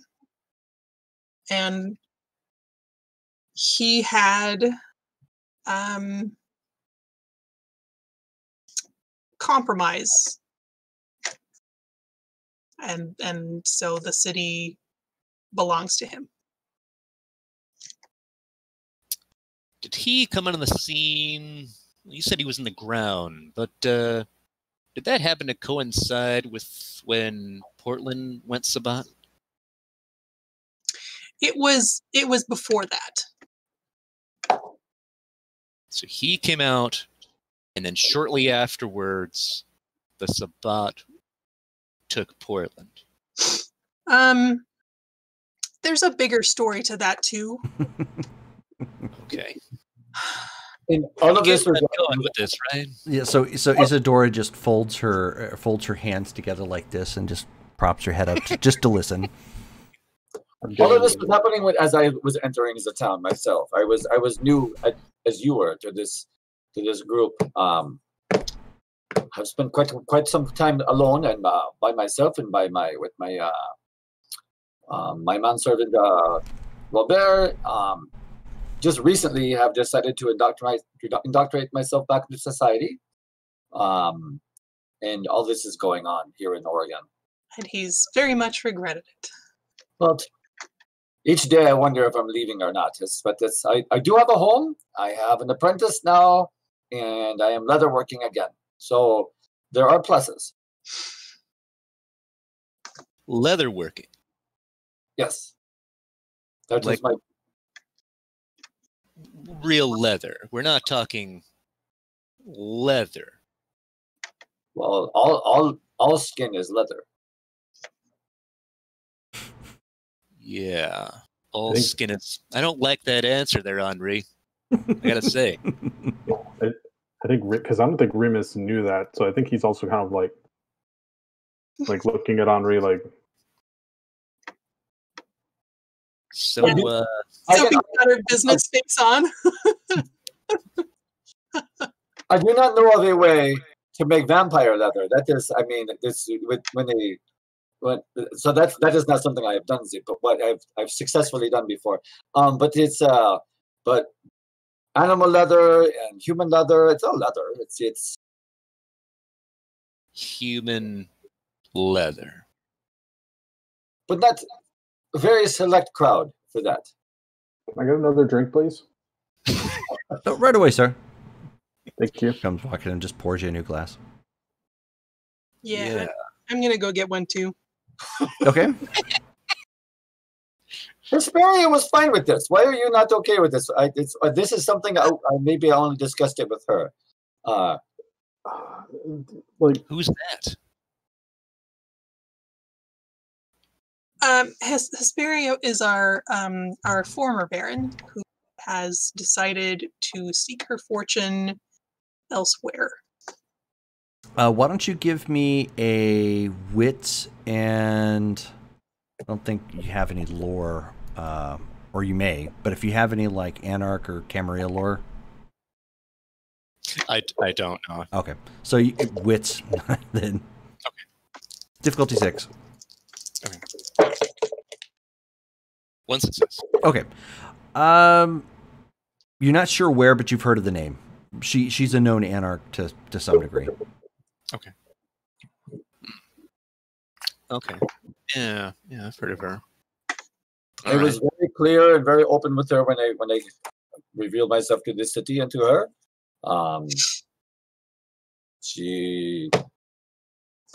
My first passion when I was alive, it's a long time ago. I learned leatherworking, and so I enjoy making leather and pieces of art with leather. But human leatherworking came later. I was imprisoned for that. It's Napoleon was very anti. So I was and so anyway. I was underground for quite some time, and I would reveal, but I've just recently have come back to spend time with people. As you can see, just speaking with people is difficult at times. So I've heard of that. I get you. The humans you're getting your leather from, are they already dead? Or are you making them that way for your leather? but the same way that It looks like she's trying to block her ears. the same way that you will feed upon someone to get the blood from someone, Yeah. and occasionally you have to kill them because something happens. I sometimes will hunt someone to use specifically because they have the right skin type, or I'm missing 4 states. So if I find someone from that state, I will use their leather. I'm missing, I think, 16 countries, maybe 12. I can't remember. Uh-huh. Yeah, oddly enough, Benjamin, you actually know somebody who might be able to use that service. Huh. Henri, I stayed at your place. Oh my god. Oh. All right. Most of the stuff is in the basement. When you all came to the house and we questioned the man, those books upon the wall in the downstairs room, those are my special books. Oh. That Oh, is man. quite interesting, Henri. Thank you. I have such conflicting feelings. Oh. I'm Not very gonna lie, proud of Henri. That's a problem that doesn't sit well with me. Do you get why? Can you tell me why that wouldn't sit well with me? I know you've been in the ground for a long time, but Okay, Monsieur Benji, I have just met you. I can understand why you do not appreciate the artwork of what I am doing, but I also understand I do not give a shit what you care about. I have been wandering this world for over 2 centuries. I have made maybe 200 books, so it's not. So one book per year is nothing. There's more people disappear every day from other things. So yeah. and some people just frankly need to die. I mean, if they're evil, like, are you targeting like specifically like evil people? Because if that's the case, then yeah, what's the problem? It's more like, I don't know. I have no business getting in other people's business. I had no idea. I just thought that like the leatherworking thing was like just It's leatherworking. yeah. No, you're also because you're so. But nice. Remus, would you really be upset if perhaps a string of pedophiles went missing and No, were if converted it's to books? No, listen. I've killed my fair share of terrible people, like because that's what like I guess the vampire like or the I think the Canite stuff that everyone else knows. I didn't get that. What I got instead was the like there's monsters out there, people that not people. They shouldn't be out there, and so I'm just as much a murderer as anyone else in this room. But So I'm not gonna try and like I'm not gonna act like I have this moral high ground. It's more just I don't know. Let me explain it this way: to immortalize someone is a hardbound book within a leatherback. It's there is a reason to immortalize them. So I have chosen to immortalize one person from every country, and then once I came to America, it was explained to me that United States are more of like 50 individual countries. So now I have every country and every state from the United States, and I have some regional. At times it was a punishment. My first ghoul was become a bastard. He was demanding things, so he was my second book. So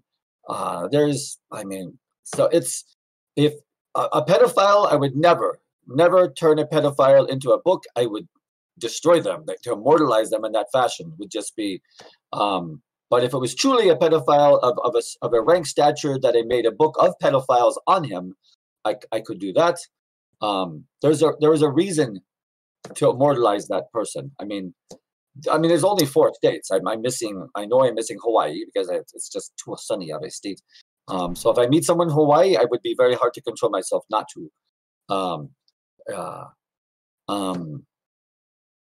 Oklahoma was not a good state. I have not gotten Oklahoma, but I go on. I'm sorry. So, okay. Welcome to Ashland. Yeah. Okay. But these are the I'm gonna think freedoms about that that. you would have, or you would not have in a Camarilla city. Am I wrong? You're not wrong, but reason why you don't just murder everyone you see. I Turn do them not into murder everyone I see. literature books. What can I say? And I hear you say immortalized, but I was immortalized. You've been immortalized. Everyone in this room who gets to talk and isn't made out of pages and a cover is immortalized. Did your books say, you know what? Tired of being a person. Could you make me a book, please? Like, literally make me into a book? No. Right. You say immortalized. I say murdered.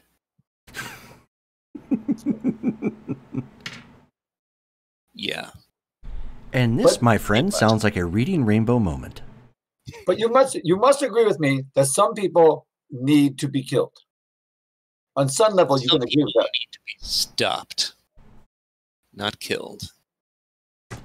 I've stopped plenty of people. I don't need to murder people and then claim, yeah, it's okay. 'Cause you know what that gets you? A sale. So you know would what that stop is? Jefferson? Yeah, I would stop Jefferson. Hmm. I get where you're going. Yeah, I get where you're going. There's a difference between murdering people and slaying monsters. Jefferson and the rest of his pack decided to be monsters. Are any of them from Oklahoma? she shrugged. No idea. Do you think Jefferson and his pack are in this area? I wish I knew. That's why I asked you. Hmm. Been looking for him for a long, long fucking time. In case you need to know, Jefferson, don't think he's the lead. His pack is called the Forefathers. They got this fucking American theme. That's what those sick fucks do.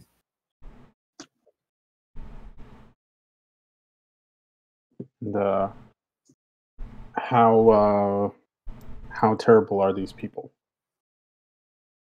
They're He some said- butt. You need to know more? Oh, yeah. Mm. No, I think I think I've heard enough.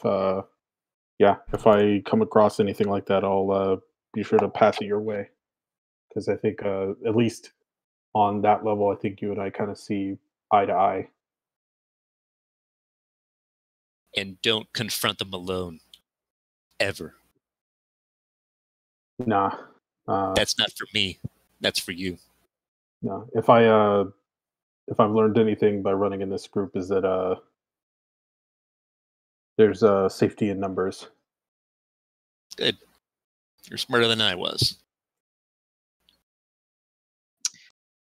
Ben, if I may be so bold, what news do you bring from your travels?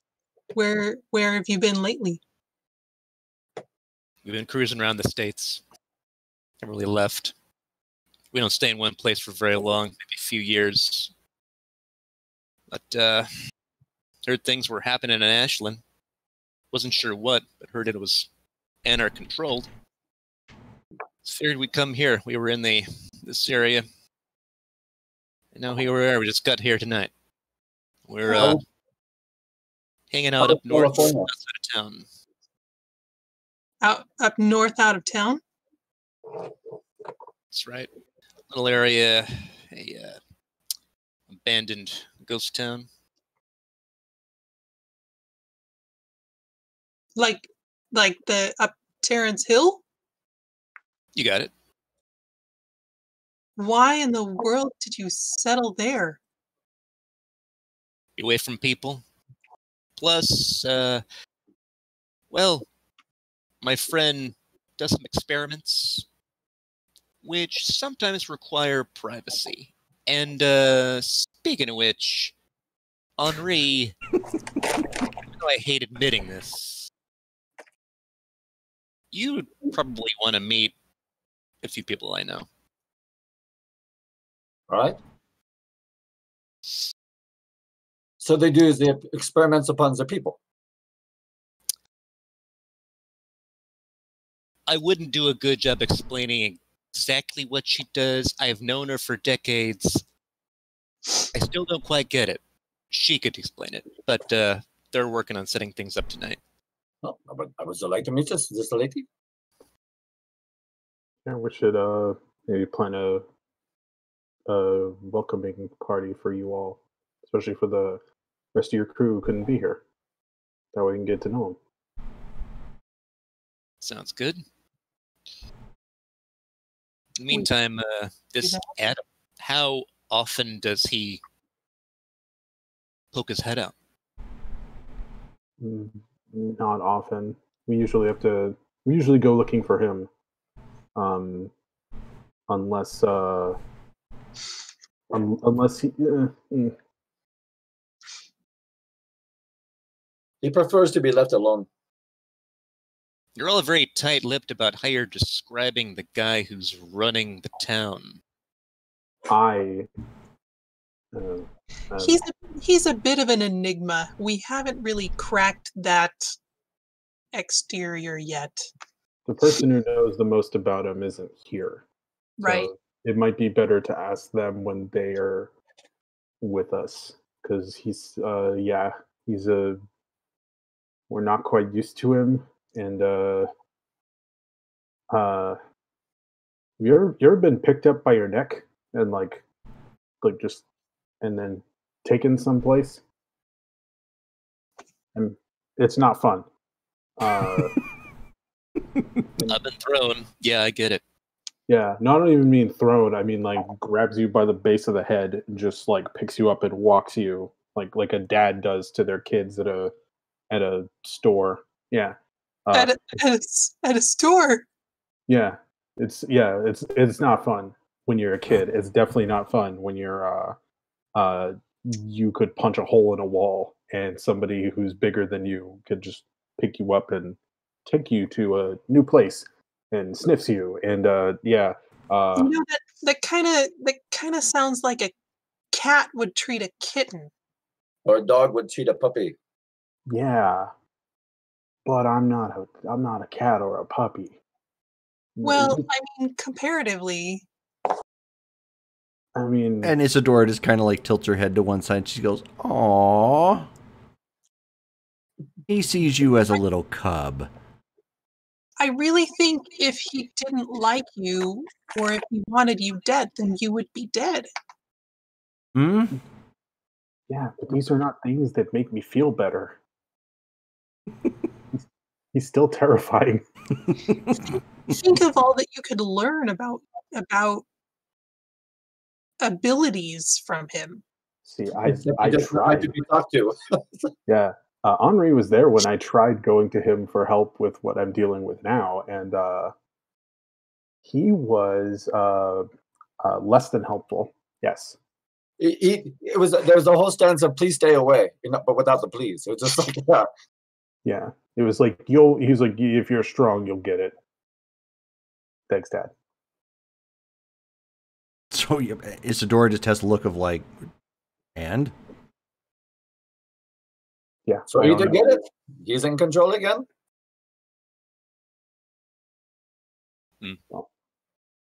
We'll see. All right. So welcome to the city, Benji. It's lots going on here. We have your complimentary gift basket. It's all blood fruit. Get it? Hey, drink's a drink. And so well. Isadora leans Enjoy into anything. Isadora leans into Sophie at this point, to the topic of the whole like meet and greet sort of thing, and she says, "Decorate."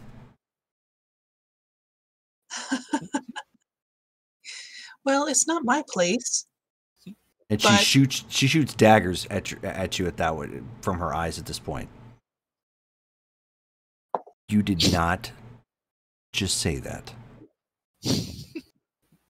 What are you again, dear? All right, I will make an effort to make our new Elysium more hospitable. Well, I wasn't saying that. But you were supposed to be the focal point of all that is fashion in the city. She lightly claps her hand. She says, "Act like it." Yeah. Because I had to take that spot when you were gone. I've been a little busy. And she looks at Remus. She says, and she looks at Remus when he says it, and looks at you, and she's like, "Absolutely not." I look amazing. You have much improved. I despair of the person that you started out as when you first came to Ashland. I mean, I had nothing. And you smelled like it. Yeah. Which was a disguise. I keep bringing this up. I like bathing, okay? I hope you do now. I would Yeah, believe 'cause that now. I have a house, or I have a place I have a shower in. There's not a whole lot of options when you're homeless. I can attest to this. I spent 26 years in a sewer. Yeah. Henri gets it. Henri also plays with his food, dear.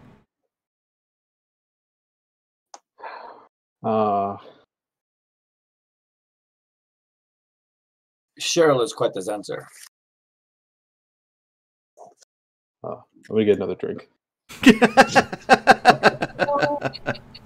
So Portland, in a nutshell, has gone through several princes in the last couple of years. Unfortunately, and the rest of you might be interested in hearing this also. Where I've been recently is helping out Colin's friends with getting to the bottom of the mess that was in Portland, and I'm not talking about the Sabbat or the werewolves. Just the infernal element Was it someone had said something of demons? Yes. So it turns out, for the past several years, there has been an encroachment caused by a young lady kind of down on her luck who started dabbling in a demonic element, and she has been essentially the Reader's Digest version is she was trying to summon this demon and succeeded for a temporary time. And Isadora, you may recall the trouble with Aemon, and that was kind of that was all part of that. The reason that I left the city a year before that and came to Ashland was because of that, unbeknownst to me. And it had been growing again. And this time, in the last few days, we managed to identify the source, and between my group and some other sorcerers that were working on a different part of the city, seem to have broken the spell, or whatever they call it, that was trying to summon this demon permanently. She seems to be dead, although I didn't actually see it myself. Everything was on fire. I was kind of distracted. But it seems that she's gone. And then at the same time, the Sabbat took that opportunity to move in. And as I understand, our dear Katerina has taken up the mantle of Arch something. Archbishop, dear. Oh, yes. And she seems to be in charge. So she didn't take Ashland, but she did take Portland.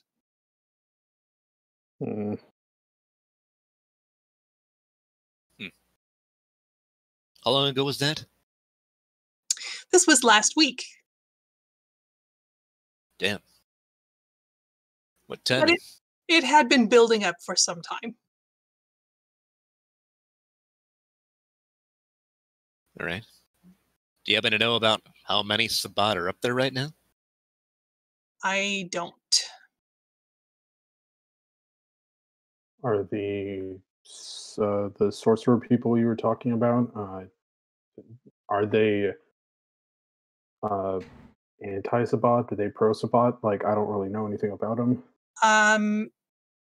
They're generally anti-vampire, as far as I'm aware. Colin's kind of an exception. So I don't think that they would work with the Sabbat. In fact, they were making efforts to stay away from that element entirely. And of course, there was, well, to be honest, I called our Glasswalker friends and mentioned that Sabbat had moved into town and that they probably would like to know. And to my knowledge, there was some altercation on that part, on that point. And Isadora, I guess you would know more about that than I would. But as far as I've heard, the sorcerers seem to have made it through, although wounded. I don't know about the wolves. but I know the sorcerers are trying to kind of lay low while they figure out how to deal with the rest.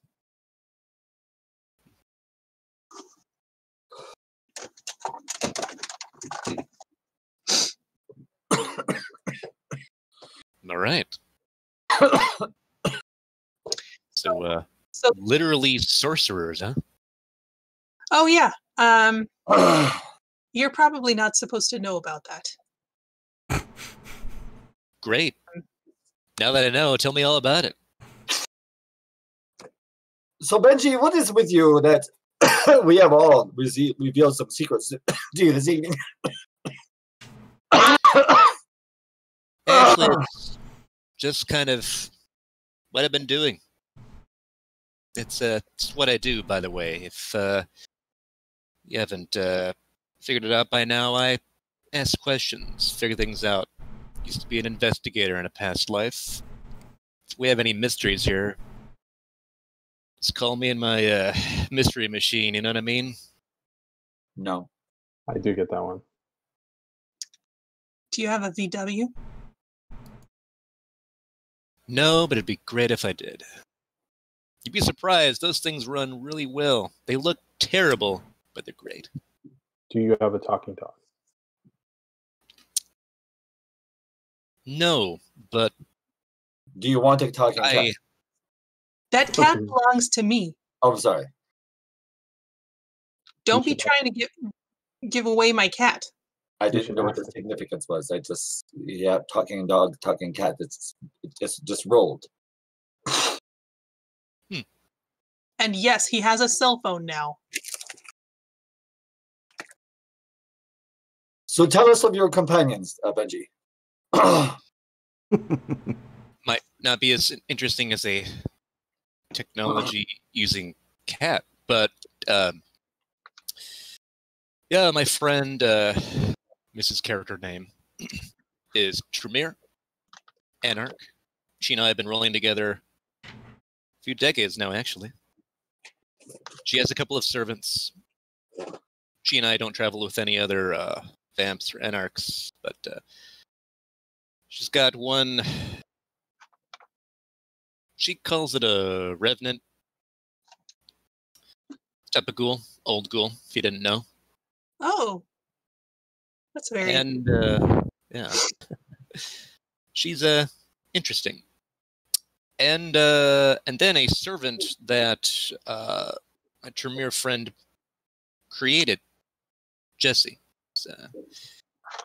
Probably someone that Henri would find interesting, but shouldn't touch because my Tremere friend will probably be fucking pissed. Define created. From Yeah. his finger. Good job, Henri. Well done. What did you say? What did you say? Call him like a patchwork, Frankenstein, put together, animated, has a thoughts, personality, and not like fire, I'm gonna destroy a town. No. Like wants to read comic books. Oh my. Putting on the Ritz? Man on a Ritz! He doesn't look like a patchwork, does he? Well, I'm getting the books for him, if that tells you something. And again, we chose to be outside of town. Your Tremere friend. So I don't know if you know if I need to speak with her. I am excellent with stitch work. I could rework with his face if we need to. I need to meet you. What is she doing this evening? Maybe is this something that we will talk about the next evening? Is she French? Is she French? It's like what does? Jerome, would I know if her character was from New Orleans, or would she have had an accent or anything like that? It was never really decided. Okay. So I'm sure. I mean, she could have been Creole. Okay. Well, tell you what. I'll Or Cajun, introduce you. I'm not going to give out their numbers or anything, but yeah, let's schedule that meet in a bit, and I'm sure she'll have lots to talk about with you. I have learned from Sophie and Trudy as well. I gave her my card. It's a piece of leather that's handwritten with my number on it. So like, Okay. here's my card. Okay. Pig leather. It's pig leather. All right. Slide that one in your Rolodex. Yeah. Pocket the pig leather card. That reminds me. Speaking of Tremere, our little friend Gemma. You may recall from Portland and came to Ashland around the time of the society attack. Because things were going bad. Yes, and to my knowledge, she was dead, but apparently she was not. Somehow she was back in Portland, and she was being used as a focal point for this sacrifice for this demonic summoning, and she didn't die. She has been recovered, but she's in torpor, and we've got her in the basement. So I don't know how to. Well, Cuddles says that there's some kind of magic on her. Is she dangerous? Is that why you have her in the basement and not in the bedroom? Well, I mean, we do have another house guest right now, so there's that. But I don't think she's dangerous, but the basement is quite secure. So This is your base. my basement. Okay, I wasn't sure if this was like Portland's like No, Hogwarts basement. the basement. No, my home. Where actually my cat is currently keeping watch. So. Oh, by the way, I have like cases of food at the house. I got sick of just ordering small. I just ordered a ton. So when you want to, you could come pick the rest of them up. I'm assuming Puddles didn't have movers take them. I would assume not. I don't think he can carry. Well, He has a phone. said movers. Just imagining my cat ordering movers for his cat food. So someone needs to explain how the cat is talking, and it's not in a sitcom. Well, he doesn't. He's a cat. He doesn't speak English. I mean, he understands English. He doesn't speak English. He speaks cat. Ah. Quite a few of us have animalism. We But are he- able to communicate with the cat. But he's very intelligent. All I can say is that it's going to be really great when this is adapted into a TV show on the CW. Oh my gosh. I'm having flashbacks of Salem from Sabrina. the old daytime. Animatronic cat. Yes. So that makes Sophie Melissa Joan Hart. I guess. I mean, I'll take it. I liked that show. Yeah, I didn't even know that the cat was smart until it was like opening cans of food on its own. Yes. So thank you for taking care of him while I was out of town. Henri, thank you for not eating my cat while I was out of town. I was not going to eat your cat. I was just going to. He was a bastard, is all. He's just. You say he's intelligent, but he's a piece of shit. He I did not kill him out of respect for you. thank you. He is a very opinionated cat, which I've only recently learned.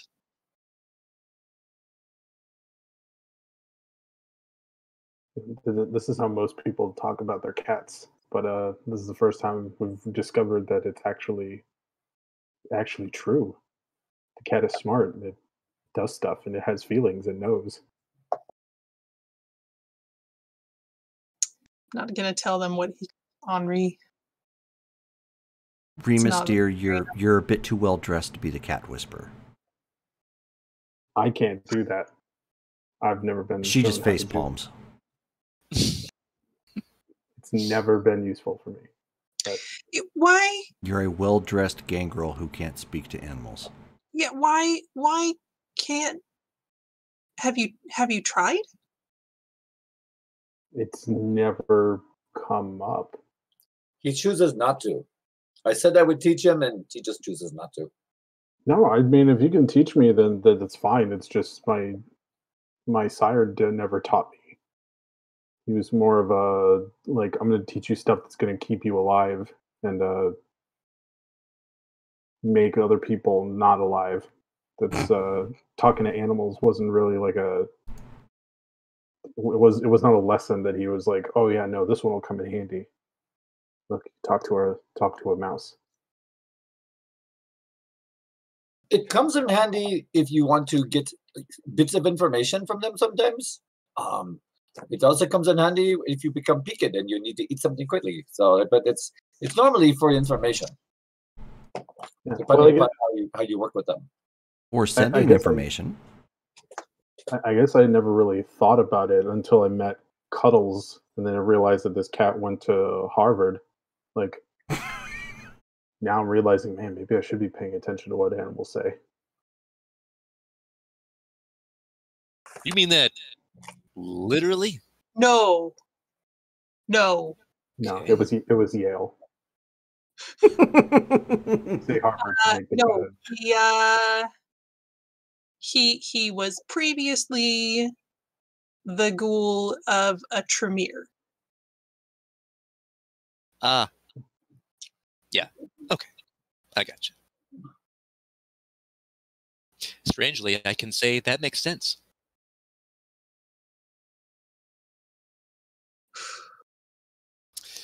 Well, great. What's everyone doing tonight? Something you folks normally do, or you're only here just for me? Reactionary. I was going to be with my new apprentice this evening until I got the call. You know, I've been thinking it's probably a good idea to start having, since we've got so many people coming through town now, their expectations, this is known to be an Elysium now,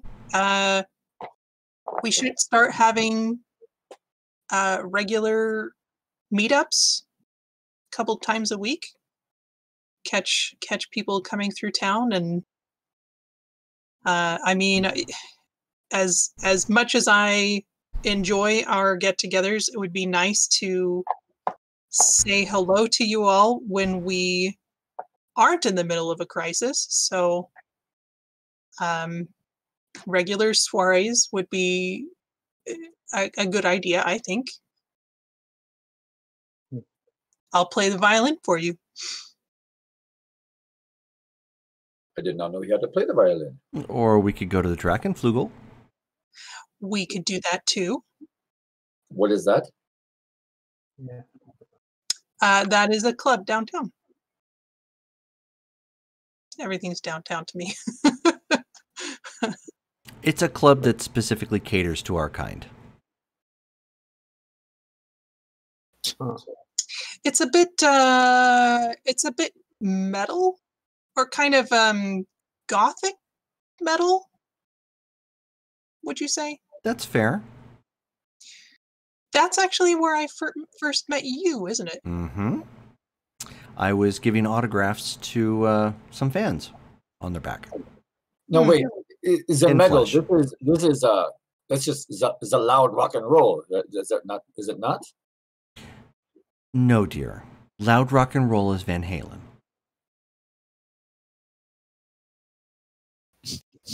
We are a more darker metal genre.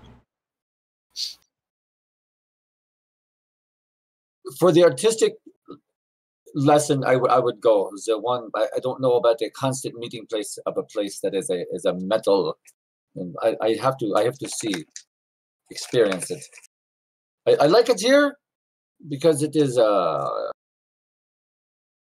it seems older and more comfortable here.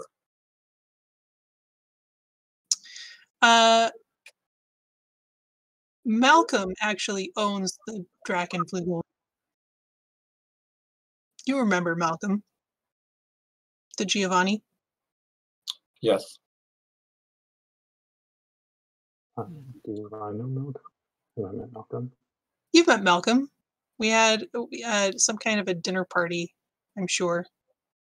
Actually, you were there when he brought everybody together about the... Yeah, that's true. That was like last time. Mm-hmm. Or 2 times ago. It was the game just before we did the sorcerer stuff. Right. Okay. That was at the Willow House, though. Yes. So then, the Giovanni are on good terms with the Anarchs here in Ashland? Yes. We have an agreement. What are the terms of that agreement? It's more kind of a... we stay out of your business, and you don't overrun us kind of an agreement. So don't kill each other and everyone's fine. But we work together pretty well. They've come to our aid on many occasions. Yours specifically? They've come to my aid on more occasions. I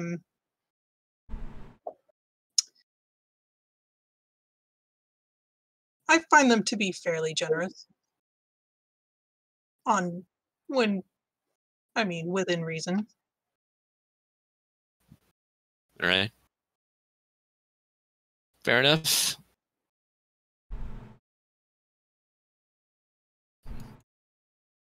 Oh. Originally, when we made that agreement, there were 3 anarchs in town, maybe 4. So there are a few more of us now, but we've worked well together. Do you think there being more of us would change the arrangement with them? I don't see why we would. Why did you mention it? Because at the time, we couldn't really say no. But you know how Giovanni are. There's always more of them. Oh, and don't forget, out of character, you actually signed like an actual proclamation. Oh, that's true too. Yeah. Yeah, there's actually legalese behind what she's talking about here. If you need it, I still have copies of the text documents. So. Do I even have that?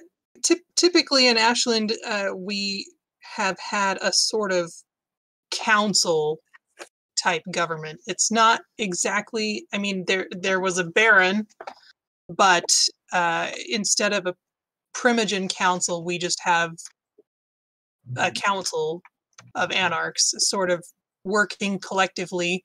Not everyone has been on the council, but sort of the most active members of town have been on it, and the Giovanni have representatives on that council as well.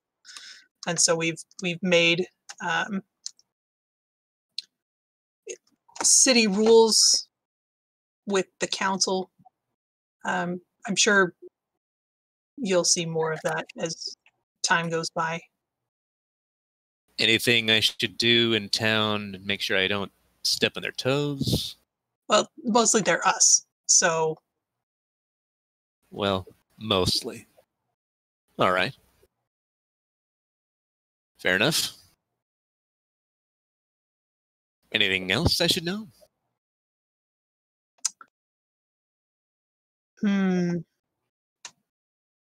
George, why are you grinning? It's just because it just seems like we've kind of just like told him all of this like weird stuff that's going on. It's like, is there anything else I should know about the place? Okay, there's a really old dude in a kilt. We have a magic talking cat. There's the mafia here. They have a ghost. We haven't brought him up, but Oh yeah, they I was just going to bring that up. I haven't seen him in a long time. Actually, I mean, he's a ghost. Like, I haven't seen him in a long time. You know, actually, This is Giovanni. There's one other that the spirit that curses a lot. He has his friends, the Utes. Vinny. Vinny, that's his name. Yes, Vinny. He works with us sometimes. He's a Giovanni retainer. All right. But he's a spirit, and you will know when he's here because he curses a lot. He's he loves the word fuck. You'll know when he's around. They also have a speakeasy in town, which is interesting. I mean,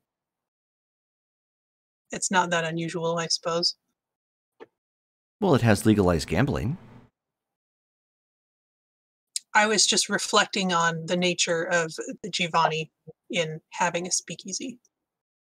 Oh. Well, fine. You may actually you may actually encounter some ghosts on Terrence Hill. It used to be an old friend of ours. I'm not sure if he's around yet still. Goes by the name of Virgil. Virgil. Right. An old cowboy. You might see his horse. I don't know where he's been lately. Ghost cowboy and ghost horse? No, the horse is real. Oh. this is like Are you bringing that up as if the ghost and the horse has some sort of connection, or are you just like horses? What's going on here? Virgil used to be one of us. Okay. And then he became a ghost. That's a shame. And his horse did not. Got it. But as I said, I haven't seen him in since the hunters. So it's been some months now. I don't know what happened to him. Was he ghosted by the hunters, or something else No, happened? I'm not entirely sure what happened with that. There was a ring that we were tasked with tracking down, and as soon as we found it and gave it to him, he turned to ash. And I don't know what that means. And I thought he was gone, but then his ghost manifested later. So I have no idea. Adam tell you to get the ring? No, this was before Adam. Oh, all right. I make it sound like Ashland is kind of a strange place. It is. I guess it kind of is. It's a different flavor of strange everywhere you go, especially when you're one of us. Essentially Twin Peaks. Rarely a dull moment. Well, got plenty of time for dull moments, so might as well have good ones, right? Oh. I suppose. I'll ask around for Virgil up there and see if he responds. Do let me know. Tell him I said hi. And you know I'm going to keep asking until somebody says no. Is there anything else I should know? I'm flipping through my journal.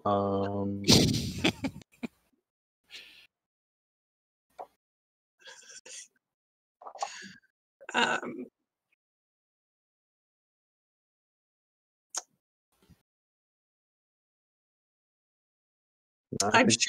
sure we could come up with other stories, but there's more people probably to talk enough to. for one night. You're probably right. We should come up with like a pamphlet and then give it to. Well, but like include it with the gift box, or with the Welcome basket. to Ashland. Here's what you need to know. Yeah. You just open it up. It's like a trifold and just says "Stay out of Lithia Park" in like bold, like 72-point font.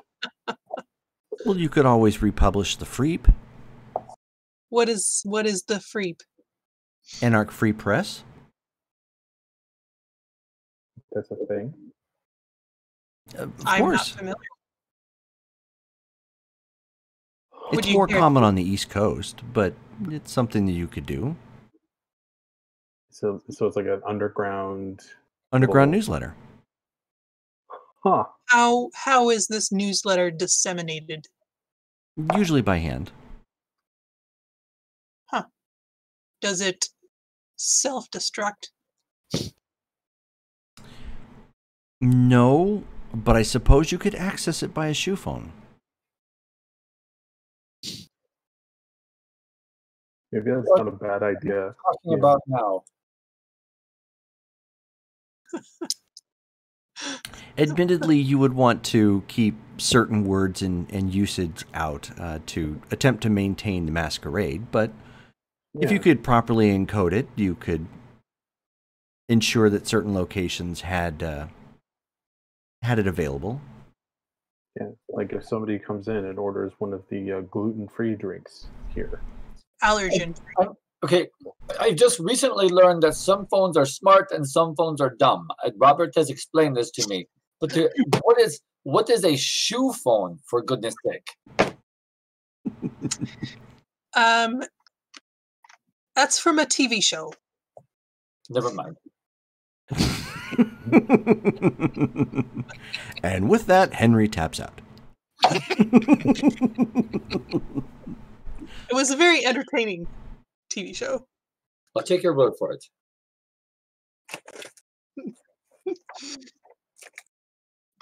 All right. Well, a lot going on. That's good.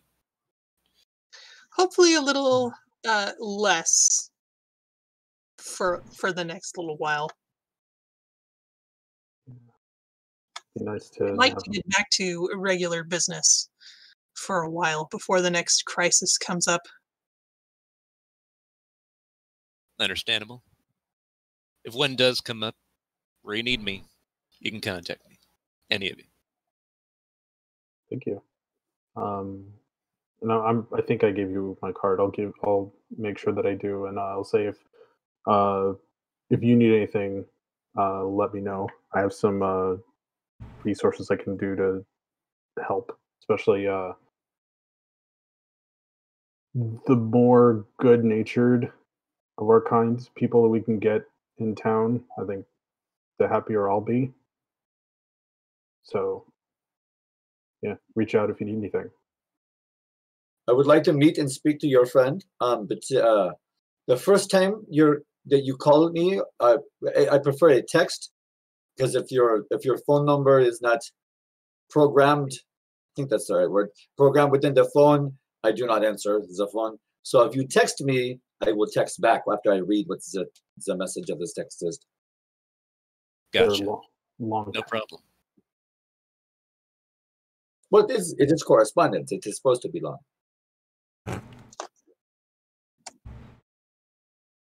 Okay, well, with that, then it's been almost 3 hours, just a few minutes shy, so we'll go ahead and call it there. So good game, guys. So thank you very much. That would place our next game on Friday the 16th. Yes. Okay, so sound good. So then those of you who are watching on the upload or watching currently, our next game that we're having is Cyberpunk, which is tomorrow. So that's going to start at 6 p.m. Then on Monday, we have our Changing Breeds game. That kicks off at 7. And then on the following Wednesday, which is the 7th, we are going to have our Mass Effect game again. So if you're interested, please tune in and watch that. In the meantime, then, thank you guys for watching. Thank you for playing. And I hope you guys have a good rest of your night. Bye-bye. I'm hitting the cord. Bye. Bye.